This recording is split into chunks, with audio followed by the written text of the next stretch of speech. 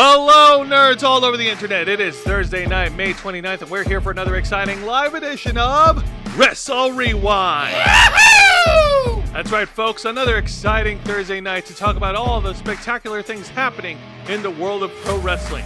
I'm talking matches, segments, title changes, returning legends, OMG moments that you can't get away with in real life, wrestlers crossing through the forbidden door and crossing the line. Quit saying them! They're cringe! The prohibited portal is open! I will eat you! These are not... I don't make threats, I make promises. I have recipes, damn it! You think I won't do it? Damn what? I'll fucking do it! It sounds like... I don't give a damn! It sounds to me like you're not afraid to cross the line. Ah! Good night, folks! I'm gonna eat him now! Oh God, no! Oh God, no! No! You think I'm crazy? Yes, I am! Hi, Carrie Storm. One, drink your beverage. You'll feel better. Hello, everyone. Welcome to Wrestle Rewind. I'm your host, Jose Casabona. I'm your host, Jose Casabona. I'm also the host, the founder, executive producer, and content manager of the Ravens Flock channel. And on behalf of all of us, we appreciate all of you tuning in tonight. And joining behind the camera is the host of the Black Files, my typewriter for Wrestle Rewind, the man who puts in the hours behind all the videos on his channel every single week. A former multi-time IWGP heavyweight champion of the world, the man who sold out the Tokyo Dome back in 2018 for Wrestle Kingdom 12, the cleaner, the best bout machine, Mr. Juan Arouse. Do I look like a slightly effeminate Canadian to you? Do I look like I got Jerry curls and bad peroxide jobs? Do I look like I'm an aficionado of arcade gaming specifically? No! No, I don't! That's just assumptions. Be better! Also, thank you for that fine introduction, Jose, and don't you ever forget the list. Like all our other shows, folks, we are simulcasting on YouTube and Kick. So be sure to hit the subscribe or the follow button, click the bell icon for all our notifications, leave your questions and comments below, we'll answer as many as we can, and if you wish to go above and beyond to support the Ravens Flock, then you can become an Inner Flocker. And for $4.99 a month, you'll have access to all the perks that comes with our membership. Juan, tell them. Well, for all the Inner Flockers we've got in our chat, and I know we have plenty, go ahead and show off those lovely membership badges and custom emojis, letting everyone know that you're here to help rescue the Ravens Flock from the clutches of late-stage capitalism to become full-time streamers. Since 2013, we've been working hard, staying strong, making your voice our mission. The only thing standing in our way now is the fact that we have to work 9 to 5 jobs just to keep the lights on. However, there's a way that you can help rescue us from this horrible and dismal fate, and that's what you guys have been doing with us this whole time, all this time for many years. We're just supporting the Ravens Flock. It means more than you can ever realize. Support us by liking our content, by commenting both during the stream and after the stream, which lets the algorithm know that that you like what you see and you want other people to like what you see. Sharing our content across all your social media with your friends, family, and loved ones, and everyone who has who you might know who has an affinity for geek culture, nerd culture, pop culture, and everything in between. And of course, most importantly, being subscribed to us and hitting the notification bell to stay up to date on all of our alerts. Now, we do ask if you become an Inner Flocker that you stick with us in the long haul. If you're not the commitment type, I understand. It's not for everybody. I mean, you don't know what you're missing out on. Like, commitments to people is like special and meaningful and stuff. But if you're more of a one-off, one-night stand kind of person, you can always donate to us monetarily through our Cash App link in the description below. But for the folks who stick around who are Inner Flockers, you guys are the ones who are in it for the long run. Y'all are the real, you guys are the real certified G's and bona fide studs, and you can't teach that. So, but what's more important is that you share our content, and the more subscribers we get, the more Inner Flockers can come out of it, and before you know it, we'll be completely self-sustaining. With your help, we can and will succeed. You also get access to Members First and Members-Only content, a special discount to our merch store, link in the description below, and you also get access to all of us, the Ravens Flock, your favorite motley crew of nerds, here to make your voice our mission by providing us your thoughts, your input, your feedback, and your ideas to better shape the future of this channel to suit your tastes and needs. Hey, up in the chat, I see Vicente Guerrero in the chat. How's it going, Vicente? If Juancho were an arcade aficionado, he could hang out with Kip Sabian. Probably. We'd have a little more to talk about, yeah. Lisa Boo came in. How's it going, Lisa Boo? We appreciate hello, it. hello. Vicky Bella holding it down on the mod side. And Jeannie Rick giving us a $1.99 super sticker. Yay! Yay! It's Purple Heart with thanks on it. Thank you for the super sticker. No, thank you. No, thank you. What just happened? Thankception. That's what happened. Okay. Then. Also, Christopher Justice in the chat. Yay! Yay! Well, Jose, pray tell, what is it exactly that we do here on Wrestle Rewind? Well, here on Wrestle Rewind, we review 3 of the most exciting pro wrestling programs in North America today. That is WWE's NXT, AEW Dynamite, and TNA Impact. All right, folks, for this week, we're going to do a special because this is the Premium Live Edition of Wrestle Rewind. This Premium and Live Edition. I'm about to explain if you'll let me. Yeah, you got to explain faster. Seriously, I'm dealing with a rude child. Yeah, and I'm the child who's helping run your show, so who's really the rude one? You're interrupting a child. How dare you? Anyway, so what makes this a Premium Live Edition is that we're reviewing three pay-per-view shows that happened during Memorial Day weekend. We are going to be reviewing the following. we're going to review this year's NXT Battleground. Hang on. Which was held. Sorry, go ahead, Izzy, because I'm trying to fix the sizing here as I go. No, it's okay. You're talking faster than I can edit. This year's NXT Battleground, which happened here at the Youngling Center, USF, over in Tampa, Florida. Yay! Also known as the USF Sundome for anyone who's actually Tampanian over here. So, you gotta be in it, you gotta be hip with the lingo and all that good jazz. Otherwise, you're just a square. Otherwise, you're just a knob, you're just a scab, you're a rube. You're a phony, a faker, a poser. I don't need no posers in my life, do you? No, we don't. God almighty. No, that's the incorrect one. Different color scheme. Oh, really? Yeah, I saved it. I just should have deleted that one. Yeah, you should have. Now I gotta fix the thing. No, it's okay. It's okay. And another show that we're going to be reviewing is the annual marquee pay-per-view event for All Elite Wrestling, AEW's Double or Nothing, which happened over for the first time. It's outside of Vegas and happening over in Phoenix, Arizona. Yay, the town of Phoenix. I'm sorry, I'm not from Phoenix. I'm not trying to denigrate or diminish or otherwise defame, defile, or detest or hate on anyone from Phoenix, Arizona. I just don't like what all's big about Phoenix. Well, I'm curious. They have sports teams. They have the Phoenix Suns. And the Phoenix Suns. Oh wait, no. They're the home of 2 WWE Hall of Famers. Oh, okay, now we have an interest. What is it? The Bella Twins. Ah! So they're the home of the Phoenix Suns? Fuck you! I like Brie Bella. At least she can wrestle. Your mileage may vary. Shut up. Jesus, I can't believe how many people are falling for this bullshit. That just goes to show, any sort of criticism that I might have about the Bella Twins and the artificial hype about them being legends and such great pioneers and trailblazers. It's a freaking psyop, okay? It's a psyop. It's a scam. It's a phony. No. What else do they do here? And the third pay-per-view event that we're also going to be reviewing is a pay-per-view event from TNA Wrestling called TNA Under Siege, which happened over in Brampton, Ontario, Canada. That's right, Canada. Okay. You got something snappy to say about Canada? Other than God help you, you guys are hosting DashCon 2. Thank you for reminding me. I forgot. It was literally last night. How could you forget? I was repressing that memory. So you memory hold it? Shut up. Cool. I wish I could memory hold things. I just remember everything. So the point is, we're going to be reviewing 3 shows tonight. And you know what? The wrestling fans are rabid, man. Between wrestling fans in Canada and Phoenix, over in Tampa, Florida. I don't want to sound biased. I don't want to preen my own feathers here, but I think the fans here in Tampa are much more rabid than anywhere else. Look, here's the thing. Tampa fans are rabid, but they're not lunatics. Like, what was it? The Philadelphia Eagles winning the Super Bowl, and the people of Philly trashed the city, or what happened? Remember? Yeah, no. That's exactly what it did. They did a sort of riot, and they took down a freaking traffic pole or whatever the fuck. It was crazy.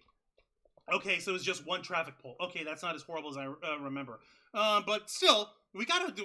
I wouldn't want to put down or demean the name of the good people of Tampa. I mean, we've been here practically our whole fucking lives. So absolutely. How are we going to keep up? How are we going to juice up our enthusiasms to beat the jerks at Pittsburgh in Philadelphia who only knocked over one lamppost? Traffic sign. Well, it's quite simple, Wancho. They're fueled on Philly cheesesteaks and pizza. We are fueled by our proud partner at Glitch Energy. Damn right we are, and also Cuban sandwiches, because those are fucking awesome. Which is why we here at the Ravens Flock are proud to be continuing to be partnered up with our friends at Glitch Energy. Glitch Energy, specially formulated smart energy blend, keeps you running strong all day long, just like the Ravens Flock, with 0 carbs, 0 sugar, 0 calories, 0 lag, and 0 crash. Don't take all those zeros to mean the wrong thing, though. That just means that Glitch Energy is not trying to load you up with any nonsense that doesn't belong there. They're trying to they only make room for the good shit, for the good stuff to be in your body. And you want to make sure that you sign up for GlitchEnergy.com's email newsletter, because if you do, you automatically get a 15% off discount from your first order. Isn't that right, Isaiah? How awesome is that? 50% off your first order if you sign up for their newsletter. And it's really simple and easy. Just put your email in and boom, easy, done. Exactly. It's like set it and forget it style. It's nothing. It doesn't even take a second of your time. And the folks at Glitch Energy, they don't sell your info to unsavory third parties. No, they keep that in-house. Precisely. So they can sell you their stuff. And if you go to glitchenergy.com, take a look at all their selection. They have different flavors, different themes for everyone to choose. There's always something for everyone. And they're also very, along with the newsletter, they're also very helpful with you when it comes to cost. Because not everybody can afford the full price, but that's okay because Glitch will work with you through their Cash App Afterpay. Exactly. Just instead of having to, for instance, if you've got the limited edition, if you get your hands on the limited edition Glitch Fam flavored, which everyone in the flock already had and has very much approved of, instead of having to pay $34.95 right off the top of your head, you can use the Cash App Afterpay payment service and just make 4 weekly interest-free payments of $8.74 off your order. Exactly. And if that ain't enough, we'll help you with your wallet as well, because if you go to glitchenergy.com and use our promo code FlockFuel, you'll receive a 20% discount on your order, so don't delay. Go to glitchenergy.com, use our promo code FlockFuel, get your glitch now. We want to once again thank Glitch Energy for partnering with the Ravens flock. This is also a casual reminder that Tampa, Florida invented Cuban sandwiches, but that has nothing to do with Glitch. Thank you. You're damn right. But you know what's more important? Us getting on with the show. Apparently, Matthew Coburn's over here in the chat, and he's saying that, god dang it, Sydney Sweeney is selling her bathwater, LOL. No, listen, she's partnered up with Squatch, the Manly Man bath products brand, and they've got a bath soap or whatever that supposedly is infused with Sydney Sweeney's bathwater. I don't buy it. I'm pretty sure it's just a branding thing. Like, Belle Delphine might have tried to do that for real, but let's not kid ourselves. Sydney Sweeney still has to act at the end of the day. So I hate to interrupt you, Wancho, but when you said that, I immediately thought of the wrong thing. I thought you said Squanch from Rick and Morty. Thank you for that. But anyways, yes, Swan is right. We're going to start the review by talking about this year's NXT Battleground, or WWE's Battleground. Juan, ring that bell. Don't mind if I do. As I mentioned earlier, this year's WWE Battleground took place over in Tampa, Florida, in the USF Sundome, now named the Youngling Center in USF campus. This is what happens when we partner up with beer brands all over the place just because we happen to have a theme park that's owned by a beer company. God dang it, Busch Gardens. They're the ones who set the tone for all of this shit. And we start off with an opening contest for the NXT's Women's North American Championship. These two women who battled before for the title a year ago are going to be running it back yet again, round 2 for these destined acrobatic aerodynamic rivals as the defending champion Sol Ruca, accompanied by Zarya, puts her title on the line against the former inaugural champion Kalani Jordan. All right, so these ladies are having a fight. They're having a brawl. Let me see over here. Why is there a battleship behind them? Because Battleground. No. That's on the ground. This is a ship, which is at sea. Oh, no, I get it. Because, because Tampa, get it? Because, Tampa, we usually associate it with battleships in the seas. No one associates it with that. If you want to get militarily about it, you can associate it with the Air Force. Because we have an Air Force base down here. Or just go with pirate theme. Then why don't they use pirate ships? Why a battleship?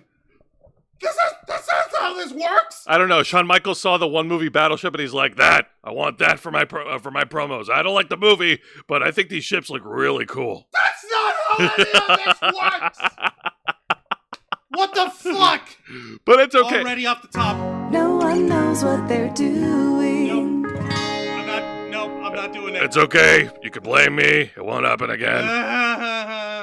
Very cute, Sean. Why don't you go back and lose your smile some more? Fucking learn how to theme things. God damn it. All right, so Sol Ruca and Kalani Jordan. For the past couple of weeks, Kalani Jordan, or rather... More recently, Kalani Jordan has been showing a lot more of her vicious side. Like, it's part of her character evolution. She's no longer the girl next door, the little sister, the cutesy newcomer that we've come to know since late 2023. If that's the case, then why is she the one in the STF hold? No. Why is she the one in the bright and colorful babyface colors, and Sol Ruka in the bizarrely heelish military garb with the half-faced camo paint? Oh, well, because Sol Ruka is going to war. Because, Battleground. Continue. All right, so for the first couple of minutes, these two started off by doing reversals over each other, scoring near pinfalls, and just doing a bunch of arm drags and cartwheels and backflips. The fans were loving it, and Sol Ruka, of course, showing off a little bit of her submission chops, locking in the STF on Kalani Jordan after the first couple of minutes of the bell, and it's pretty awesome. And Kalani Jordan, she also has been, like I said, she's been showing a little bit of her heel side, not just in promos, but also in the ring. She's not a submission specialist by any means, but she's been incorporating a lot of ground game and a lot of her submission holds in her matches lately. Okay, I guess that I guess with her reputation of being a super high flyer like crazy, now that that's firmly established, I'm guessing what the idea is that she wants to expand her repertoire and save the big flashy high spot moments for big flashy high spot moments. That's right. Oh yeah, what's his face? Let me take a look at the chat because I wanted to see what else. Vicente Guerrero was also saying that Phoenix, Arizona is where Logan Paul had that fight with, who was it? Anderson Silva. Anderson Silva. Yeah. Yeah. No. Did he win? Yes, Oh wait, he fought in a boxing match that happened. Fuck yeah. Ride a booze, aka a bus. Gotta ride a booze. Should have called it Sydney Harbor Water. Ha! I get it. J7 a hit. You sunk my battle. God damn it! You guys are all nuts. Please, let's. All right, let's continue on. All right, so after the first couple of minutes of the match, we now whip out the high-flying arsenal. You see Kalani Jordan, she wipes out Sol Ruka with an incredible moonsault from the ropes. It's awesome. Okay, that looks nice. That's not very heelish of her. I'm guessing Kalani Jordan is the one who's trying to run heel in the match. She is trying to run heel. She is the de facto heel in this exchange. But like you said, Juancho, she's trying to whip out the high fly moves when it counts. No, we're talking about Sol Ruka doing it when it counts, because she's the one who's doing the submission. Well, they both are. Okay, then never mind. Whatever. I guess it applies to them both equally. I'm noticing here how Zarya seems a little... this is just a still frame. Pictures are worth 1,000 words, but I didn't watch the match, so I'm only assuming that Zarya's got her arm out because she's instinctively like, oh shit, just in case Kalani Jordan doesn't make it, or Sol Ruka can't catch her right away. She's just supporting Sol, and she sees this happening. She's like, oh no, my friend! Oh my god, what am I gonna do? But of course, during the match, I wish WWE caught a picture of it, because Sol Ruka springboarded to the top rope and she hit an incredible avalanche X Factor in the middle of the ring. What? No fucking way. No fucking way indeed. You're kidding me. So they use acrobats for wrestling now. Well, kinda, yeah. They get people who have gymnast backgrounds and football backgrounds, folks who have soccer backgrounds, volleyball backgrounds, martial arts backgrounds, of course, amateur wrestling background. They're looking for people with different backgrounds over here. Some have kung fu skills, some have jumping skills. They're looking for people with great skills.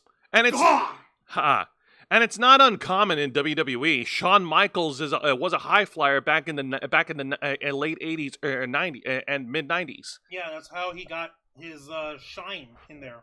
Exactly. Now, let's see more photos of the opening match, because it's awesome.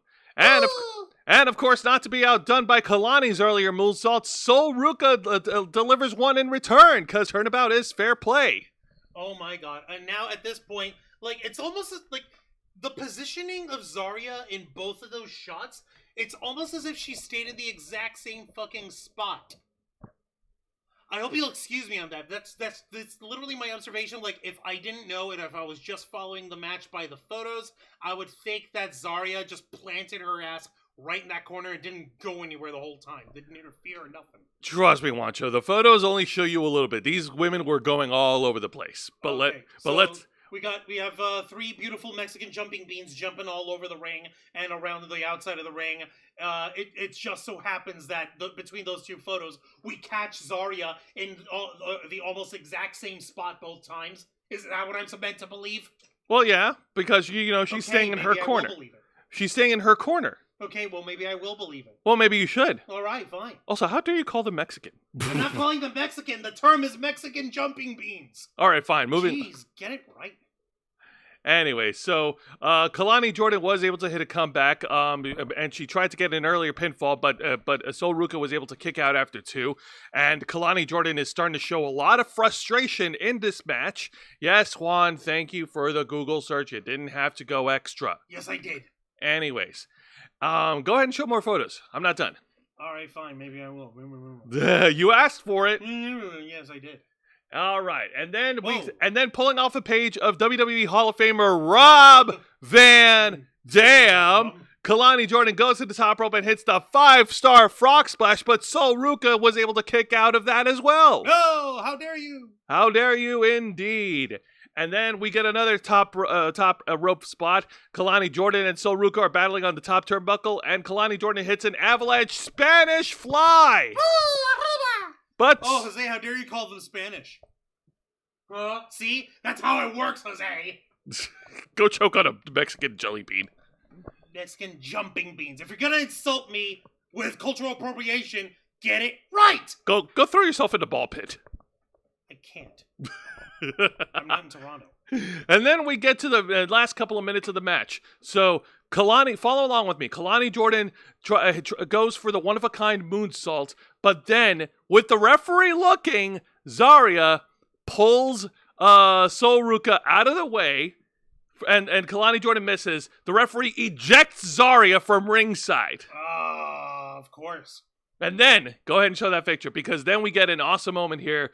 We get Sol Ruca going to the top rope, and she hits the 054 Super Soul Snatcher onto Kalani Jordan to pin and retain.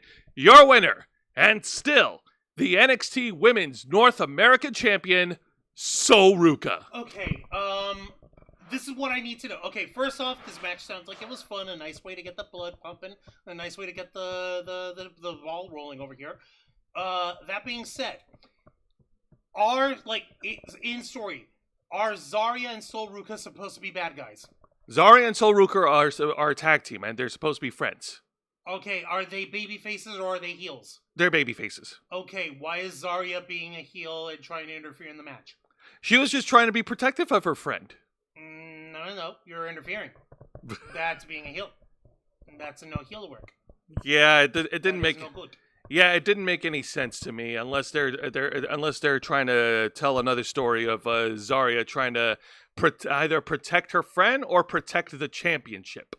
Yeah, I think maybe that's probably where they're gonna go with it. Who knows?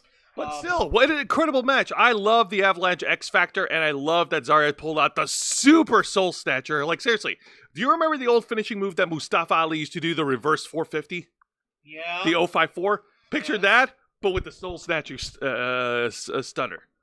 It's so cool! So she added an extra twist to her Soul Snatcher. Yeah! And it looks great! Fuck. I know! Okay, very athletic, hell of a way to start the show. Also, minor little shout out, speaking of Sol Ruca, apparently she won an award, a Slammy Award, for being the most played character in WWE 2K25.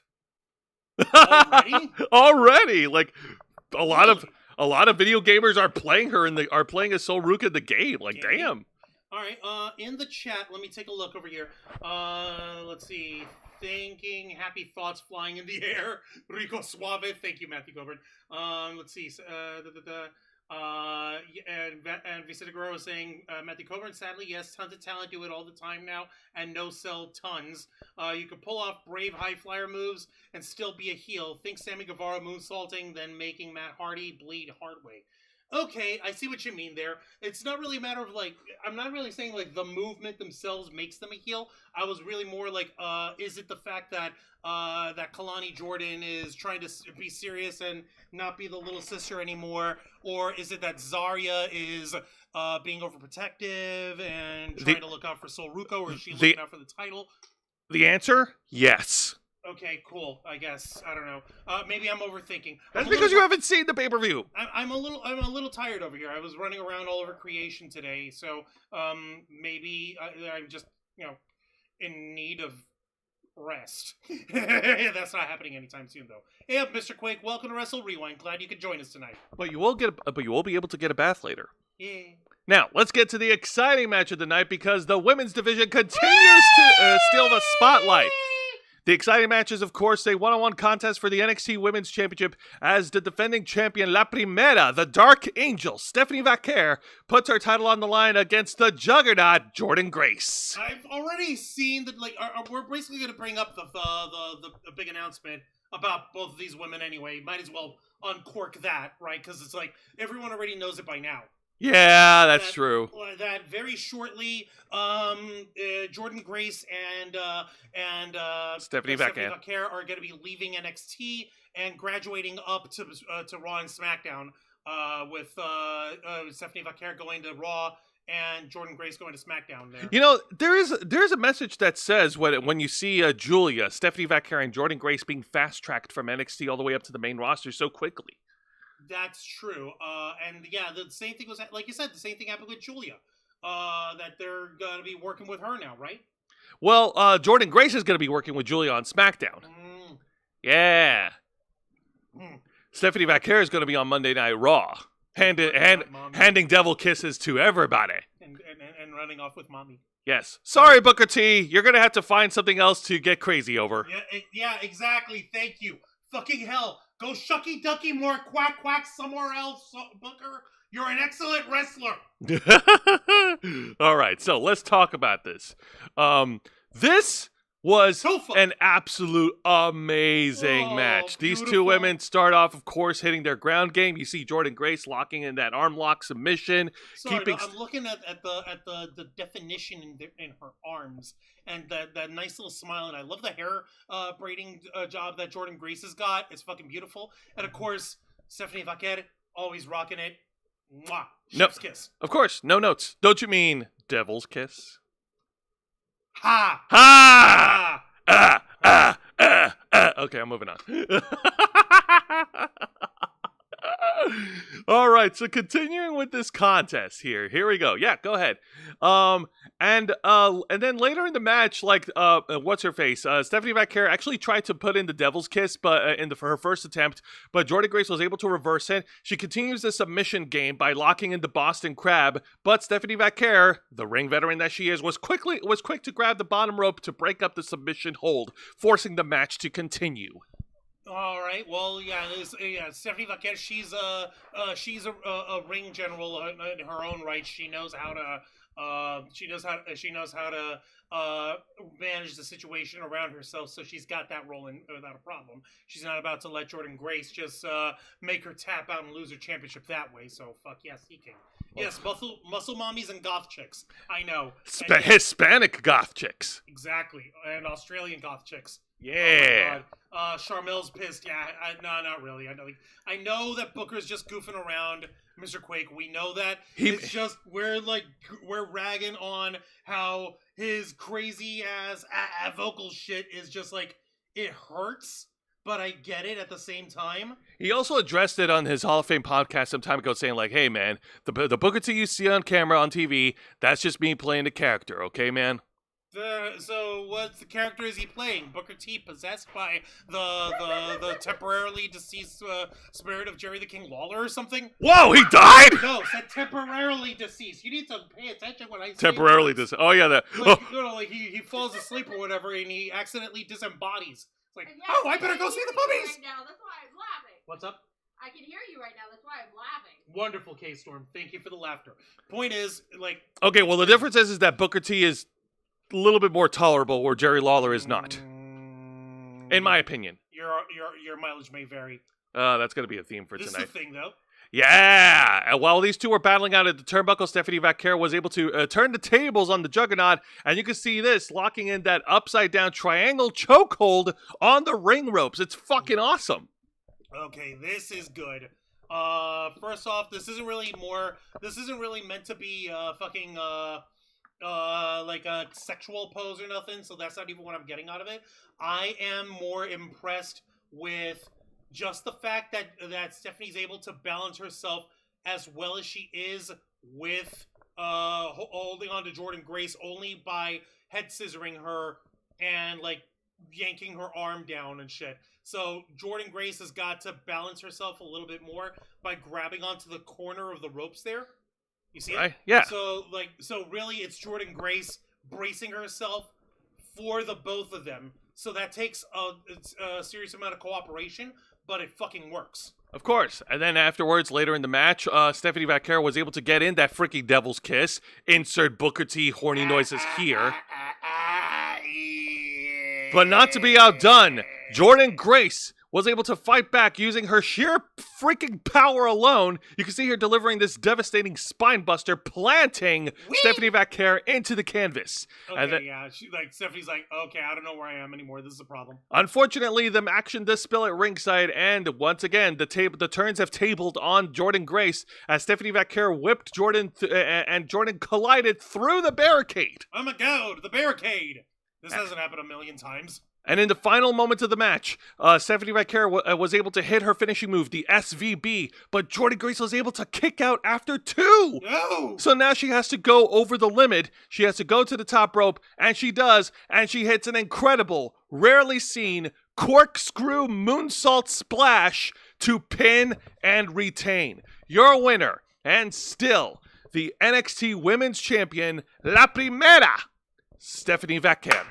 Oh, now those shucky duckies I can quack quack. Okay, no, seriously, it sounds like this was fun. God damn. And yes, God damn it, man. And yes, and if this is their final match under the NXT banner, and what a way for them to go before they hit the main roster, right? Do they have to go? So soon. I know. I'm sorry, Juan. But Jordynne Grace is moving on to bigger and better things. Like taking on Tiffany Stratton. Yes, or Jade Cargill. Or Jade Cargill, yeah. Or Naomi. Or Nia Jax. Please put out Nia Jax. What we're trying to say is that Jordynne Grace is going to be laying the smackdown, Juan. And of course, Stephanie Vaquer is going to be showing everyone on Monday Night Raw how she does it, she rocks everyone's fucking faces. I'm sorry, I can't think of anything clever. I just know that these two women are absolutely gorgeous, and I would let them crush me with their beautiful thighs. Damn, Juan, at least get... I have K-Storm's permission, you can't stop me! That's what I was going to say, at least get K-Storm's consent. I already do! Jesus. All right, moving on. Don't touch me! I'm not touching you! Don't touch me! All right, here. Now, let's continue on. We're going to go with the exciting segment of the night because we actually got an in-ring promo segment from the NXT's North America champion, the man who's heading up the revolution, Absolute Ricky Saints. Oh my god, yes. Okay. Now, Ricky Saints is filling in very nicely as NXT North American champion. He's clearly got the love of the people. He's got the crowd by his side. He's got his style, his pizzazz. Let's see how... He also has a psychotic Ethan Page eyeing at his North American title. So, in his promo segment, he has been very vocal about his displeasure against Ethan Page. These two have been going back and forth against each other for weeks, with a lot of brawls backstage and at ringside. General Manager Ava was having none of that shit, so she booked a North American Championship one-on-one match to kick off NXT this week between Ricky Saints and Ethan Page to shut this feud down. And as Ricky Saints was in the middle of cutting his babyface promo, getting the crowd fired up, Ethan Page attacks him from behind. These two has fight. Then the security personnel showed up, and then Ricky Saints just annihilated everyone at ringside, including Ethan Page. Yeah, no. It's like, no, I'm not waiting for next week. I'm not waiting for NXT. I'm just going to myrtleize the guy now. Which is exactly what happened. Well, calm down, have a whatchamacallit. Whatchamacallit. You know what? I should have got myself a whatchamacallit bar. I haven't had them in a while, and I love them. But I'm also got to behave, and I got to be a good boy because I got to watch my sugar intake. Yeah, that is true. Also, this is fun. All right. Except for the... Sorry. I due to necessity, I was forced to have to wear ankle height socks, on my while I was running around. At least Ricky Saints has enough sense to wear that. Because if he was coming down from this fucking thing and he wasn't wearing any socks, if he was sockless in the middle of this high spot here, would that diminish his hang time in the air? I mean, you don't want to listen. Even though it's a matter of inconsequential amount of weight in terms of grams, as opposed to the rest of the pounds of Ricky Saints' body. Look, oh my god. What? Oh no, he isn't wearing any socks. He is going sock free. No! The nerve! The gall! The unmitigated disaster! The fashion faux pas! Somebody bring me the spirit of Jean-Paul Gaultier and make him fucking skin this guy's feet off! Straight off! Throw it right off the fucking building! Damn! God damn it! Juan's saying that his feet need a revolution. Yeah, it's called have some socks, man. That shit smells. Don't get smelly on me, boy. Shit. It's a New Orleans thing. No, there's no excuse. All right, no excuse. It's not a fashion faux pas. It's a fashion sin. Anyways, great. Guerrero in the chat was saying, I could see Jordan Grace having the power to slam Nia Jax. Yes. Happily, please. Please pull up. I hate saying this, but please pull off a Hulk Hogan and body slam that bitch. Please do. Make it the body slam heard around the world and make it the last thing that Nia Jax ever sees in her life in terms of professional wrestling. Please, I'm begging you. All right, now let's get to the match of the night. And I have really tried, folks, to take this rivalry seriously. But as you can tell on last week's edition of Wrestle Rewind, me and Juan, we giggled more than we showed empathy. I'm afraid you're right, Jose, and that would be this match, a one-on-one confrontation between Stax Lorenzo and the Don of NXT, Tony D'Angelo. You betrayed. Fighting for the control of the family, and you betrayed me, and now you gotta pay. You gotta pay the price, and you're taking on the Gabagoo. You're trying to the macaronis and the poppity poopy, beepity poopity pop, poppity poopy, beepity poopity pop, poppity poopy. You dumb fuck! How dare you! Jesus, man, calm down. We're running this joke to the fucking ground, and I'm gonna continue doing it, laughing and kicking and screaming all along the fucking way, and you can't stop me because I'm an adult. I go pee-pee standing up. All right, now, to their credit, the match didn't suck. The match was brutal. The match was intense. They were obviously telling the story. These two guys really hate each other for obvious reasons. Channing Lorenzo, of course, using underhanded tactics to try and cheat during this match. Tony D'Angelo, of course, was able to fight back later on, hitting an incredible comeback. And just after he hit the Farouk Spinebuster, damn, in the middle of the ring, the one thing that turned the whole match in Channing Lorenzo's favor, I kid you not, and this was so random, is an appearance from the consigliere of the family, Luca Crucifino. And he didn't do anything. He didn't get involved. He didn't pass weapons. He didn't distract the referee. To pull off Juan's words from his book. Even Luca Crucifino's there sockless. No! That's how you know that he's a heel now. Fuck! He was also... Fuck the tomorrow! Juancho, to pull a page off your book, he was also standing there menacingly. No! What the fuck? Listen, this is what happens when we cross-germinate with TNA wrestling. If you remember, like back in the middle of the mid-2000s over here, fucking the way that fucking TNA wrestling would have them debut a shocking debut of a wrestler or of a new talent is they would just show up at the stage and stand there menacingly and they wouldn't do anything. Here, they took it one step further. Not only is Marco Crucifino standing there menacingly, but he's doing it at ringside with sockless shoes on! No! Throw the whole brand out. That's it. We're going NXT 4.0. That's it. I'm fucking done. Everyone's required to wear socks from now on. It's an Italian. Fuck! It's an Italian thing. No, it's not. You're saying that. Well, unfortunately, this distraction was long enough for Ricky Saints to take Tony D'Angelo to Dick Kick City to hit his finishing move to pin and win. Your winner, Sax Lorenzo. Channing Sax. Wow. Okay, so the guy who betrayed Tony D'Angelo, he wins, and now the betrayal is cemented and completed, and there's no way that it can be reversed or undone. And you know that that Stax Lorenzo, he's running his own game, and he's running his own shop at NXT. What's so weird is that Luca Crucifino went into the ring to try and hug Tony D'Angelo. Tony D'Angelo's like, "No, bro, I can't do it, bro." Hug you doing what? Listen, let me hug you while I stand there and do nothing during the match. I didn't interfere for you. I didn't interfere against you. He didn't turn on Tony D'Angelo. He didn't fight for Tony D'Angelo. He just stood there, literally did fuck all and left. You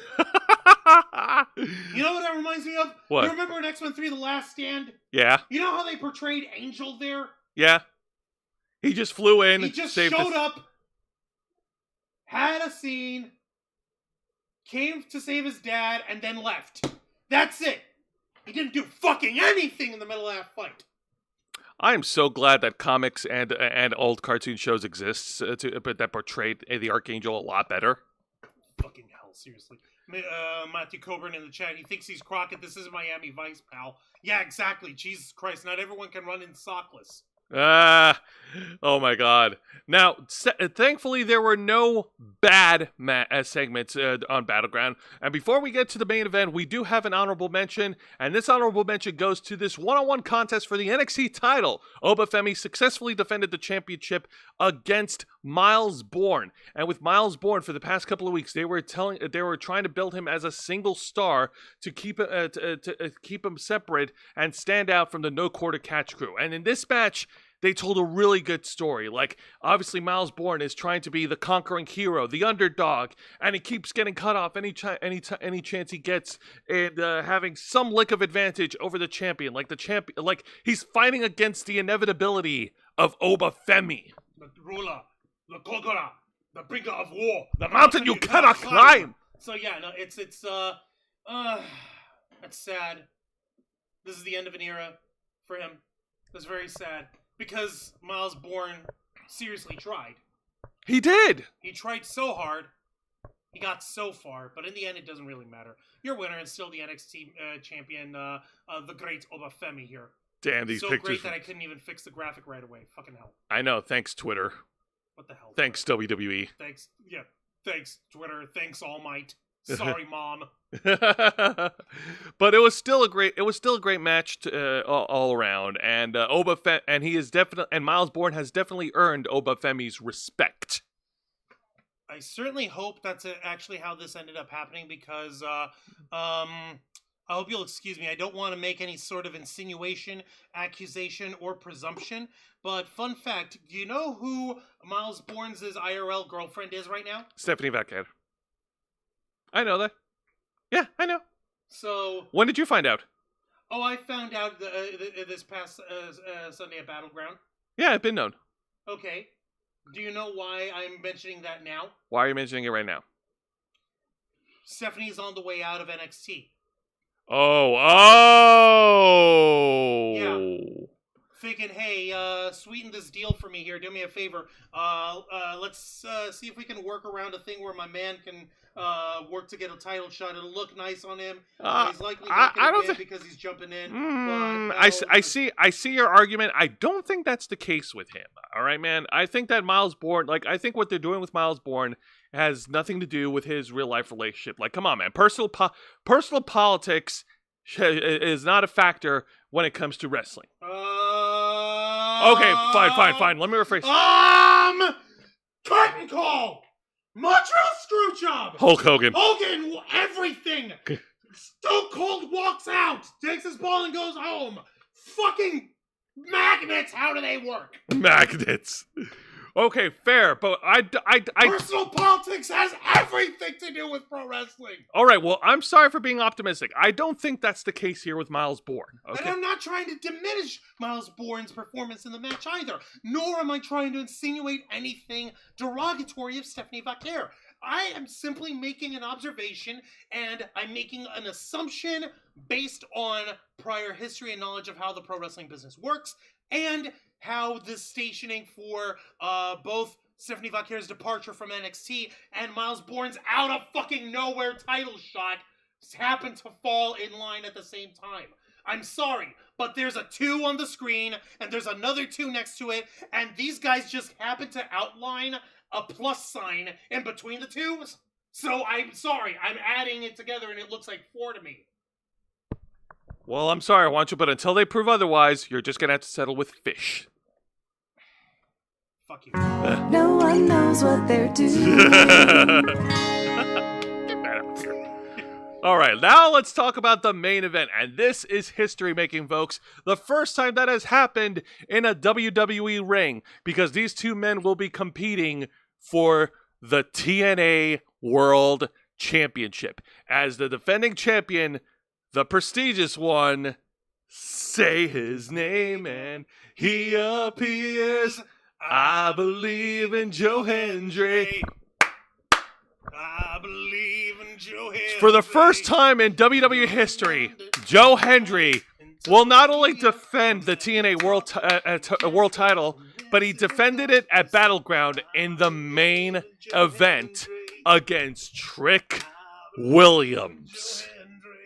Okay, so Oh my god! these two guys have been feuding week after week. Trick Williams has become a full-fledged heel. He's become a very conceited heel, thinking that he is above TNA, that he's above the popularity of Joe Hendry. These two had a musical battle off last week Where with Joe Hendry clearly smoked him. yeah, exactly. Ha ha ha ha. And That's not even his best material either.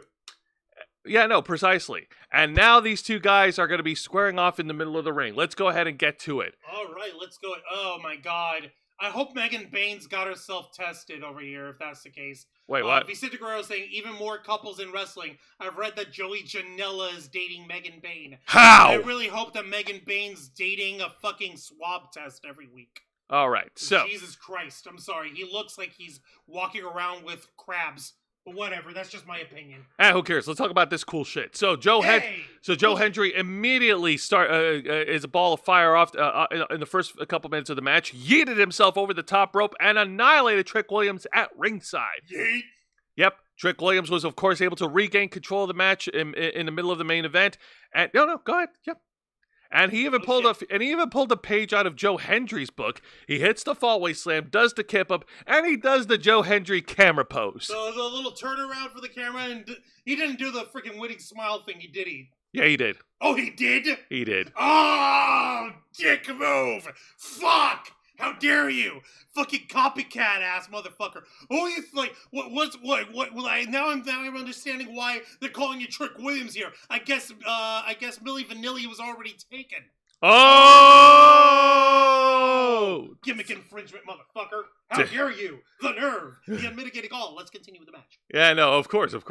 Let's continue on. All right, and then. Oh shit! And then, what's his face? Trick Williams channeled the inner spirit of WWE Hall of Famer Booker T and hits the scissors kick. What inner spirit? Booker T's right there. He's e-fapping himself to this shit. Listen, we all thought that the Shucky Ducky Quack Quack was just utter nonsense, but in reality, it's his spiritual chant. Booker T is using the Shucky Ducky Quack Quack chant to channel his spirit into Trick Williams to pull off his signature moves. So, doesn't that mean that Trick Williams is cheating then? Shh. If the referee doesn't see it, it's not cheating. If he's not using his own moves over here, he's stealing other people's gimmicks and their movesets. Yeah, Trick Williams, Milli Vanilli ass motherfucker, how dare you? Trick Williams hits the scissors kick, and he also pulls another page out of Booker T's book and does the spin-a-rooney in the middle of the ring. Oh my I was just kidding! I was just kidding! Can you dig that, sucker? Cut it out. Hey man, don't hate the player, hate the game. Cut it I'm going to go through all the Booker T quotes. Oh my fucking god, don't. All right. You know it's true. Ha ha ha ha ha. I'm laughing at you. Thank you, Matthew Coburn. That is so cool. I know he's a heel. We're fucking around, okay? Let me have the fun. All right, let's continue showing off the pictures of the main event. God damn it, Trick Willy Wonka. What the fuck? All right. Of course. Shit. And speaking of the Booker T moveset, Joe Hendry is able to hit a fiery comeback and hits the bookend on Trick Williams in the middle of the ring. No wonder Booker T's so sour. Now he's stealing, now Joe Hendry's stealing Booker's moves without his permission and without using the shucky ducky quack quack ritual. So there we go. So take that. Turnabout's fair play. Turnabout is fair play indeed. And, yep, go ahead. And speaking of turning about the turnabouts, these two guys brawled at ringside. Trick Williams smashed Joe Hendry's head face first onto the steel steps and then dragged his carcass and hit a bookend onto the announce table. Oh, god damn it. Yeah. You're trying to have fun, and then you go ahead and ruin it. And then in the final minutes of the match, having enough of Joe Hendry's shit, Trick Williams grabs the TNA World title. He threatens to use it as a weapon, but then the referee takes away the title, and And Joe Hendry, while the referee was tending to the championship, Joe Hendry tries to go for the standing ovation. Trick Williams hits jabs him in the eye, and then hits a flapjack, causing Joe Hendry to hit face first onto the title belt that's on the floor. Oh no, asshole. And Trick Williams was able to pin and win this whole match. The entire city of Tampa went crazy for this historical moment. Your winner and new TNA World Champion, Trick Williams. Oh, what the fuck, man? This is insane.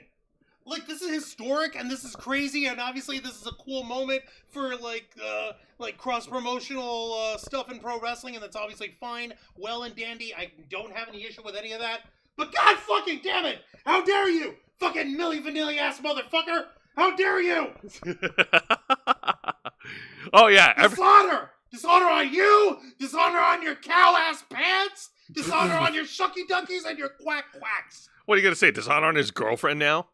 Maybe. I don't fucking know. I don't feel like they're dragging anyone into this. I mean, it's their business. Okay, fair. But don't worry, Juancho. Everybody's taking it well. After all, the president of TNA was over at ringside, and he took it very well as a disappointing father would be.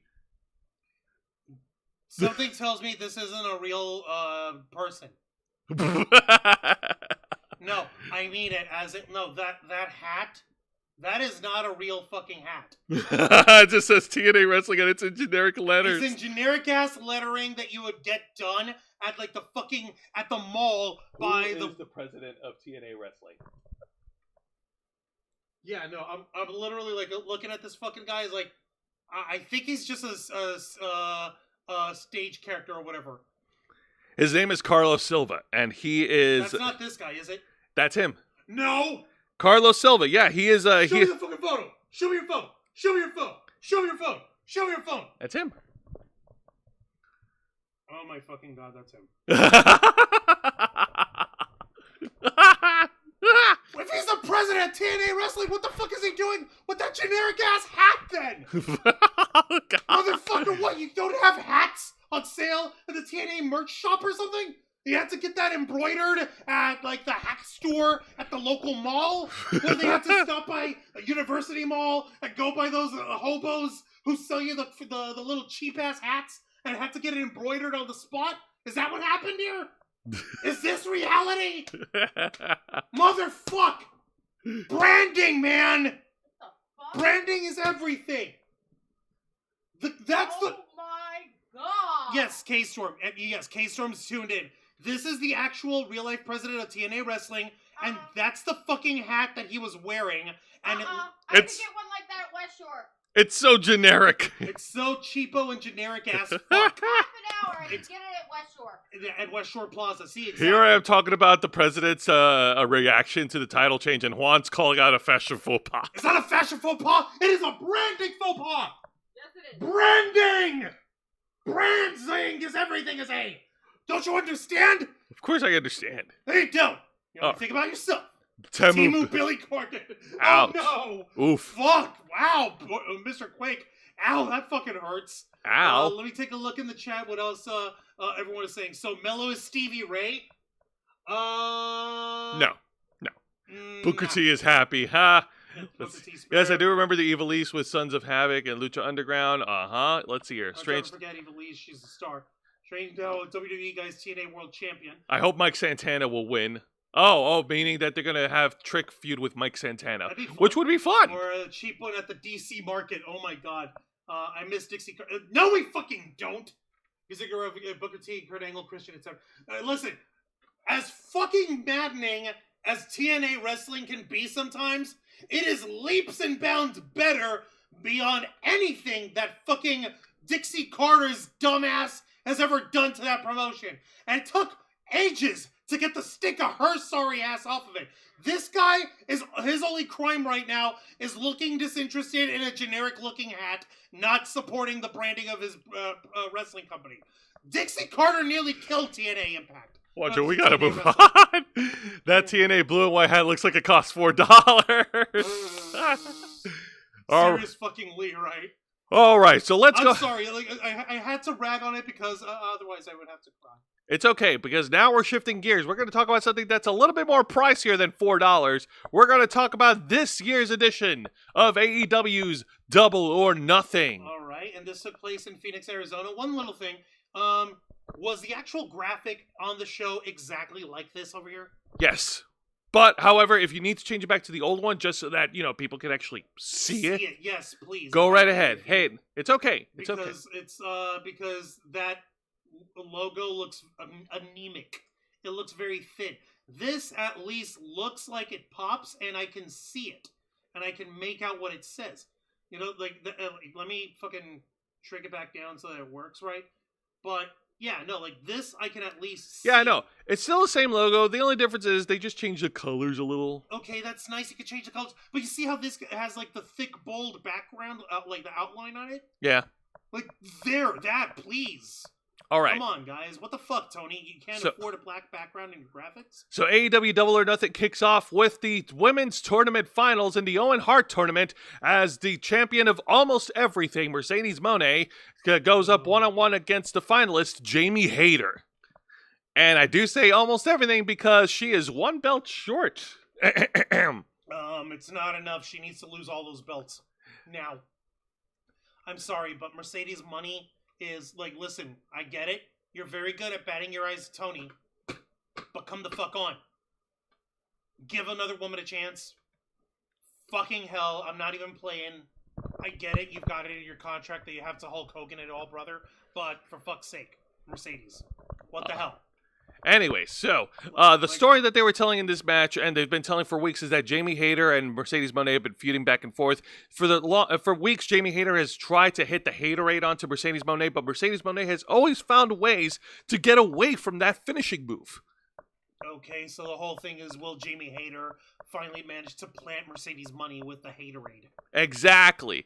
And these two women, put on a great opening contest. We got some cool spots here where, this is a really awesome spot where Mercedes Moné did a top rope Meteora when she countered superplex from Jamie Hayter.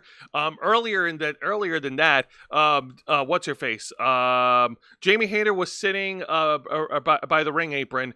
Mercedes Moné hits a running Meteora, and then Jamie Hayter was like hanging on the ring apron, nearly hitting the floor, and just like her feet is like dangling at the bottom ropes, like if you can envision it in your head. Kind of. Okay, imagine it's time to go stick figure mode. Jamie Hayter, rope. Wah! Okay, so she's like dangling off, like in between the top and middle rope, and her legs are on the inside of the ring. The rest of her body is dangling on the outside, so she's kind of got her legs hooked on it, and she's dangling above on God. Exactly. Okay. Mercedes Moné, of course, was got it to the ring apron and hit another Meteora drop, planting Jamie Hayter outside the ring. Ouch. Ow. Yep.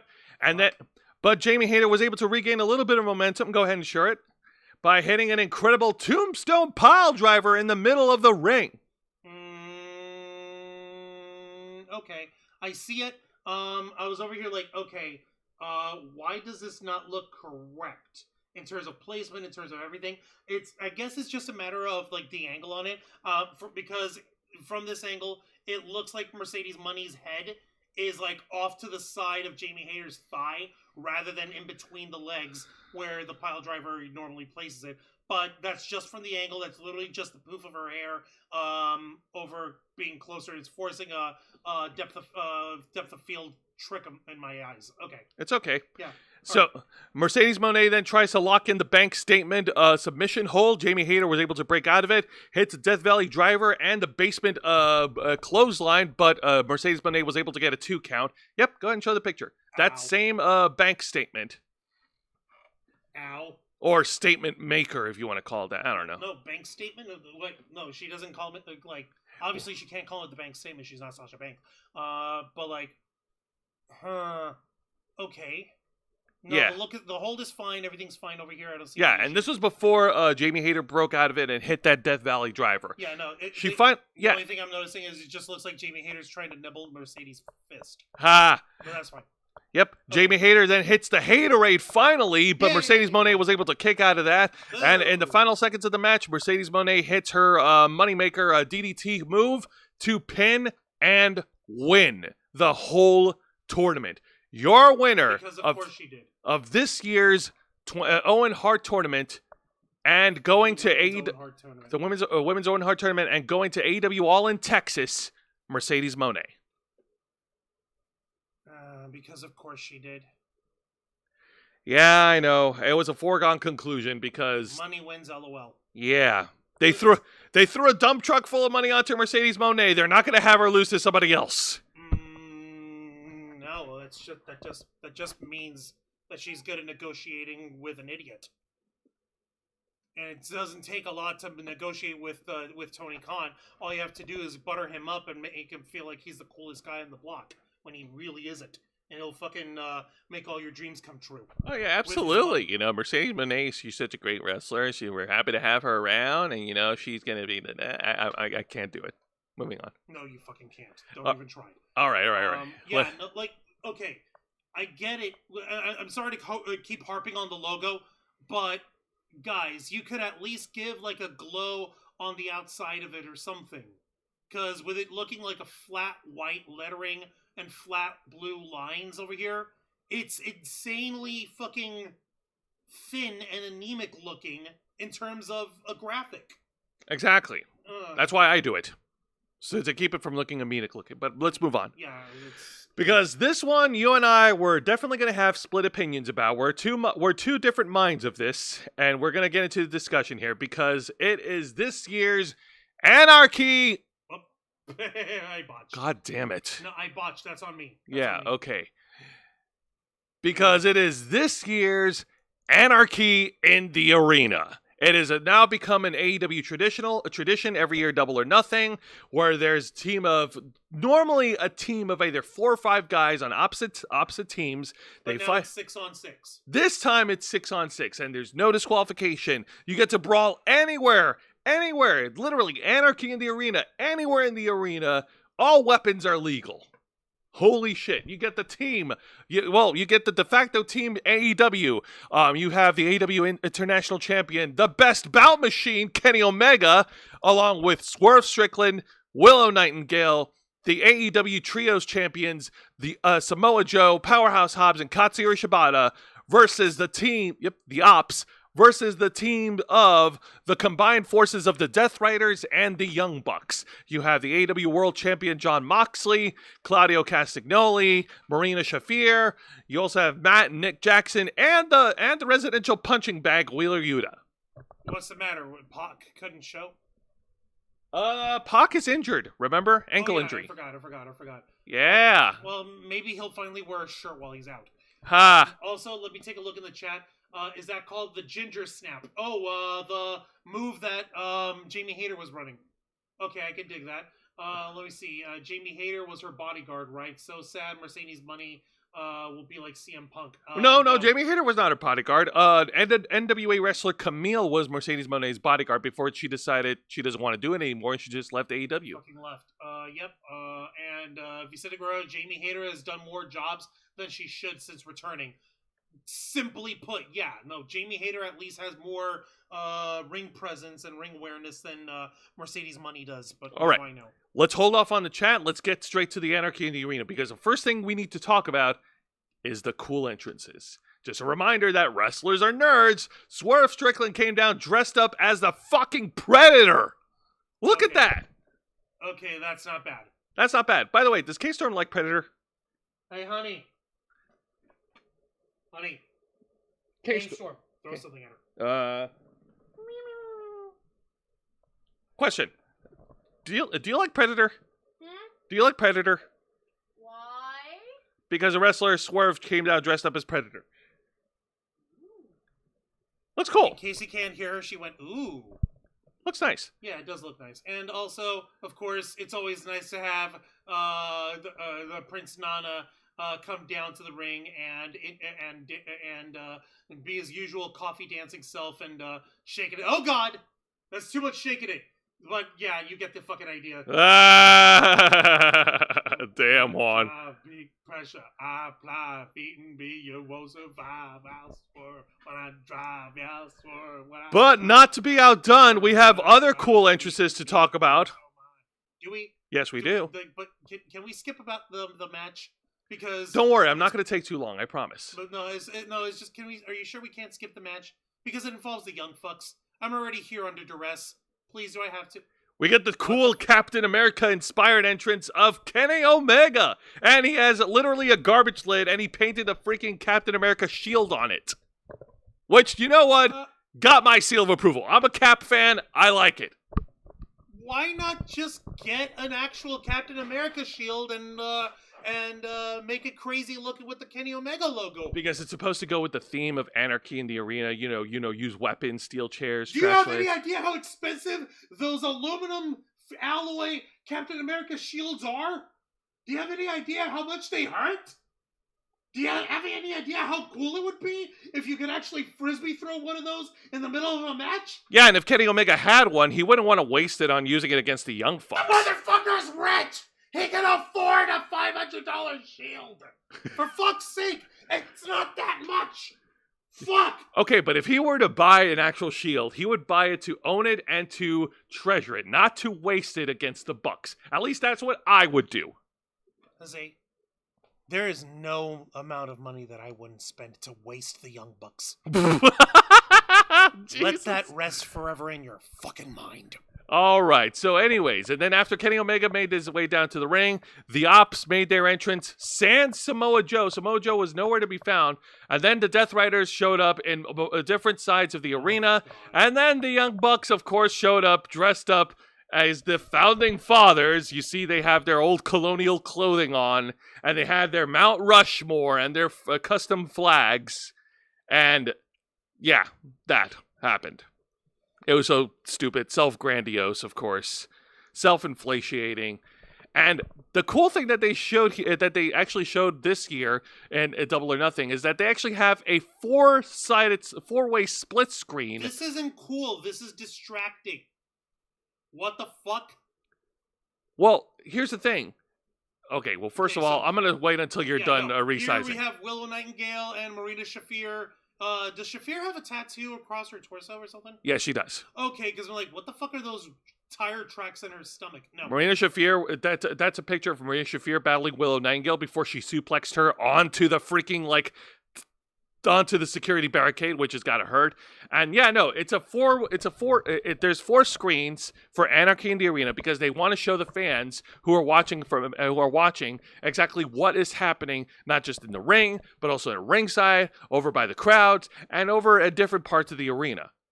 So to AEW's credit, they're giving what they promised. They're delivering what they're promising.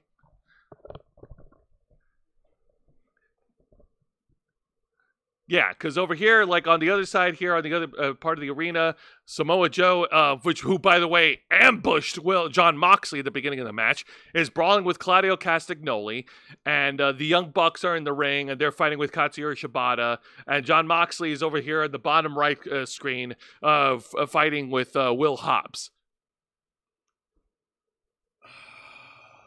Actually, something else I want to point out.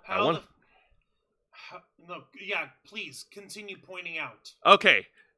After the Bucks made their stupid entrance, Kenny Omega, after a couple minutes, Kenny Omega actually got on the mic and he's asking them to play some damn music for the Anarchy in the Arena.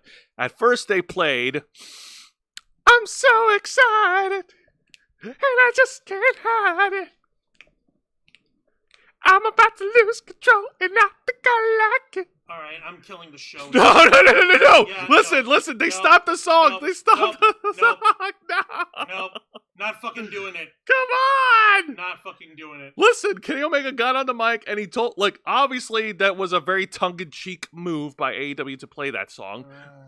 But Kenny Omega got on the mic and he asked him to play something a little bit more metal, something more rock and roll. So they played Bodies by Drowning Pool. Yeah! Let the bodies hit the floor, Juan! The fans were chanting for it. The fans were singing along, and they were playing that song 4 times over before. Wait, what? 4 times? Seriously? Yeah, before eventually they had to stop because Claudio did a big swing on Katsuyori Shibata and swung Katsuyori Shibata onto one of the speakers by the stage. And they're like, okay, cut the music.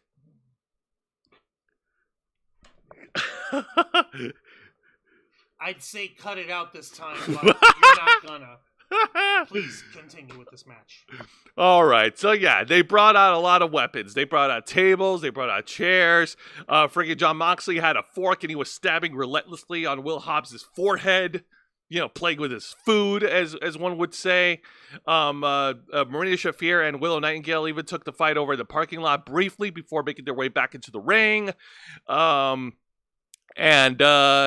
let's see here. And of course, things were looking dire for Team AEW, the Elite and the Death Riders. They looked like they had their match won, but then I kid you not, like out comes Swerve and Prince Nana, and they were in a freaking forklift, and Prince Nana's just dancing while the guy's just driving the forklift, and Swerve is on top of the thing of the forklift, and as soon as they arrived, he hits a double stomp onto the Young Bucks.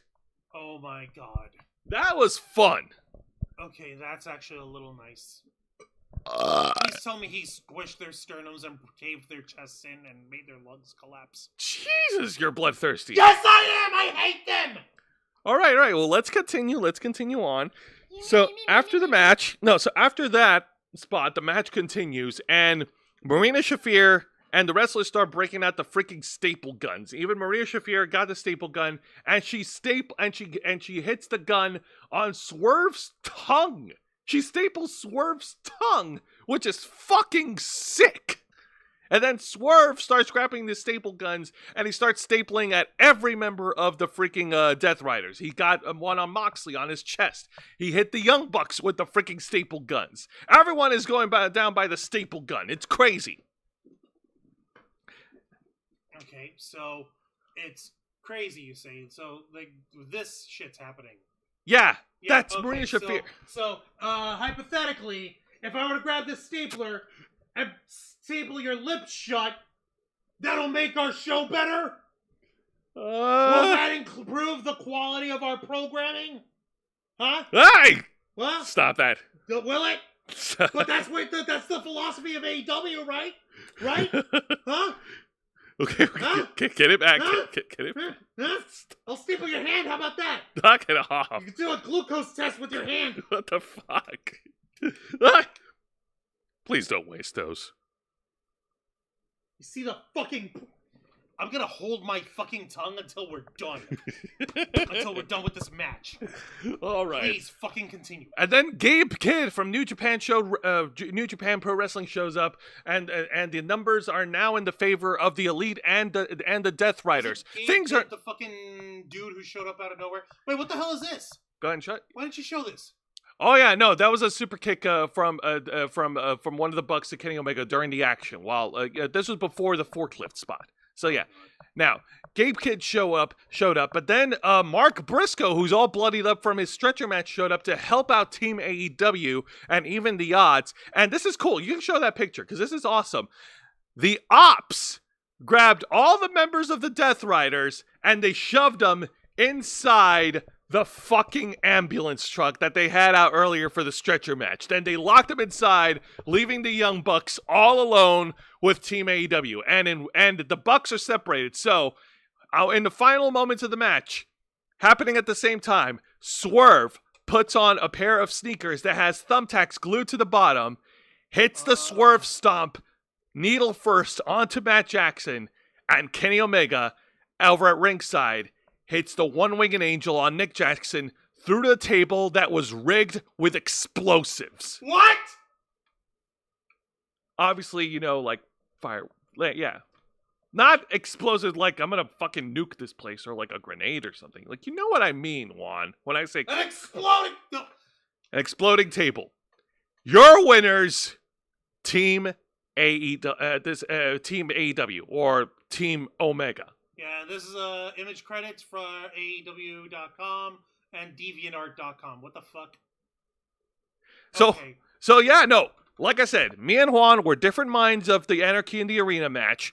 I thoroughly enjoyed it because it had a lot of mayhem, it had a lot of chaos, it had a lot of really crazy things happening, and the right team won. Okay. Tagging. Get your ass over here. Take your butt pillow with you. Yeah. Oh, throw it over there. No, it goes on your butt. Therefore, it's your butt pillow. Jesus Christ in heaven and earth. Hi there, folks. Juan Arouse here, one of the heads of the Ravens Flock, tech guru of the team, host of the Black Files, and Jose's tag team partner on Wrestle Rewind. So,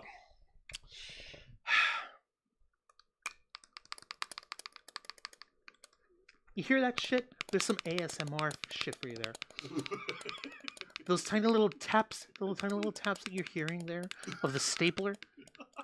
Those are my last nerves frying themselves into oblivion. What the fuck? You know what? Ow! Oh, that actually got you? Cool. Wancho, you're being an asshole. Give me that staple gun now. It's not even a staple gun. It's just a regular staple. All right, give me the staple right now. Fine, you can. But it's loaded. You know what? Go ahead and staple me on the shoulder. Fine, asshole. Ow! That was so nothing. Is it even there? Nope. It did stick me. It is there. What about here? Does it stick me? No, it fell off. All right, well, don't do that again. Oh, no, but you see, Jose, we stapled each other. That means that we're automatically better. We stapled each other, and we have an inexplicable exploding table. Please don't ruin it. I will ruin whatever, man. You're ruining my brain with this shit. Listen, I couldn't think that Anarchy in the Arena could get any dumber. I know the Stadium Stampede was no better, but at the very least they had enough sense to try to follow the action of the match in a way that doesn't overbrain and overwhelm you. They literally went four-way split screens on there. Are you fucking serious? How the fuck am I supposed to know what the fuck I'm supposed to care about? Listen, I get it. Tony Khan is like coked out and amphetamine out to shit. He's running at 1,000,000 miles a second because he doesn't know how to focus on one thing. I get it. That doesn't mean the rest of the world works that way. At least a few of the Stadium Stampedes and the Anarchy in the Arenas that they had before, they didn't have it four-way split screen before. They actually kept some sort of sequential order of following the match. It was stupid sequential order. It didn't give you much following, but at least it didn't fucking overwhelm you visually in the brain and in the eyes. That is too fucking much. Do you not know how to fucking pace yourself, you stupid, weebed out sexless, coked out loser. No wonder you're getting dunked on by Nick Khan, your Uncle Nick over here, calling it Shad Khan's kid. How you're the kid. How you're not fucking serious because you don't know how to fucking focus on any one fucking thing. That's what you have to have. Last time it was like, 8 against 8. Then it was 10 against 10. This year we have 12 ways, 6 against 6 over here. Like, what are we doing? Like 14 people next year? And the year after that, 16, then 18, then 20. We're just going to have 10 people versus 10 people in the fucking Anarchy in the Arena. Like, is there no fucking way to curb your fucking enthusiasm for this stuff? While I hate having a million matches spread out over 5 hours at Double or Nothing or whatever, I would much rather have focused matches with focused members of these groups who are aligned with each other, or at the very least, if you're going to have this kind of match, at least have there be some sort of confinement. Have there be a gigantic, it's not War Games, what do they fucking call it again? Blood and Guts. I think that's going to be their next step. I should have asked. But fucking, seriously, I'm over here trying to understand why is he not working with these folks in a fucking way that makes the individuals rise above in a way that makes the matches matter. Anyone can do a 6-on-6 garbage match all over the arena.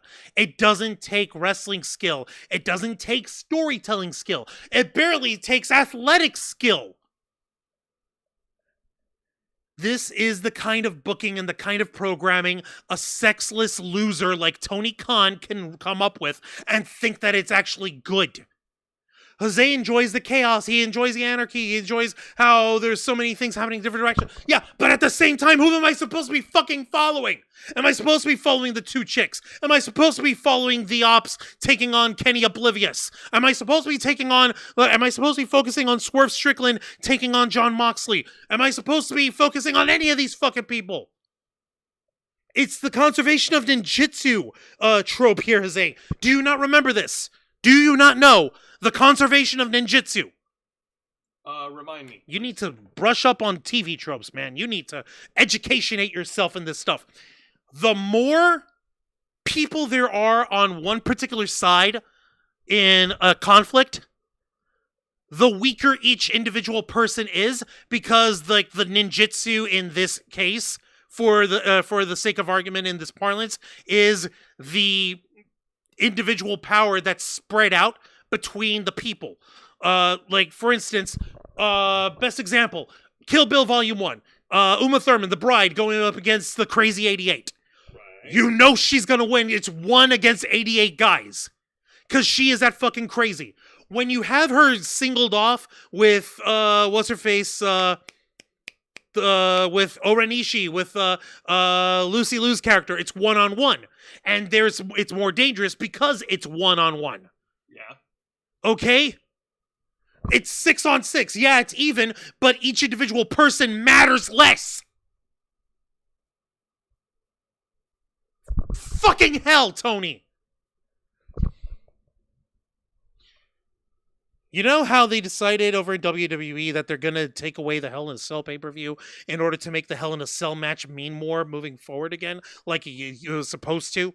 Yes, and CM Punk and Drew McIntyre did a hell of a job with that. Yeah, why do we do that with Anarchy in the Arena? Don't make it an annual fucking thing all the time. You get Anarchy burnout. The gimmick loses its luster. The match, the meaning and significance of it, it gets diluted over the years. On the one hand, you make a good point, but you also have to remember, AEW, they book for the sickos.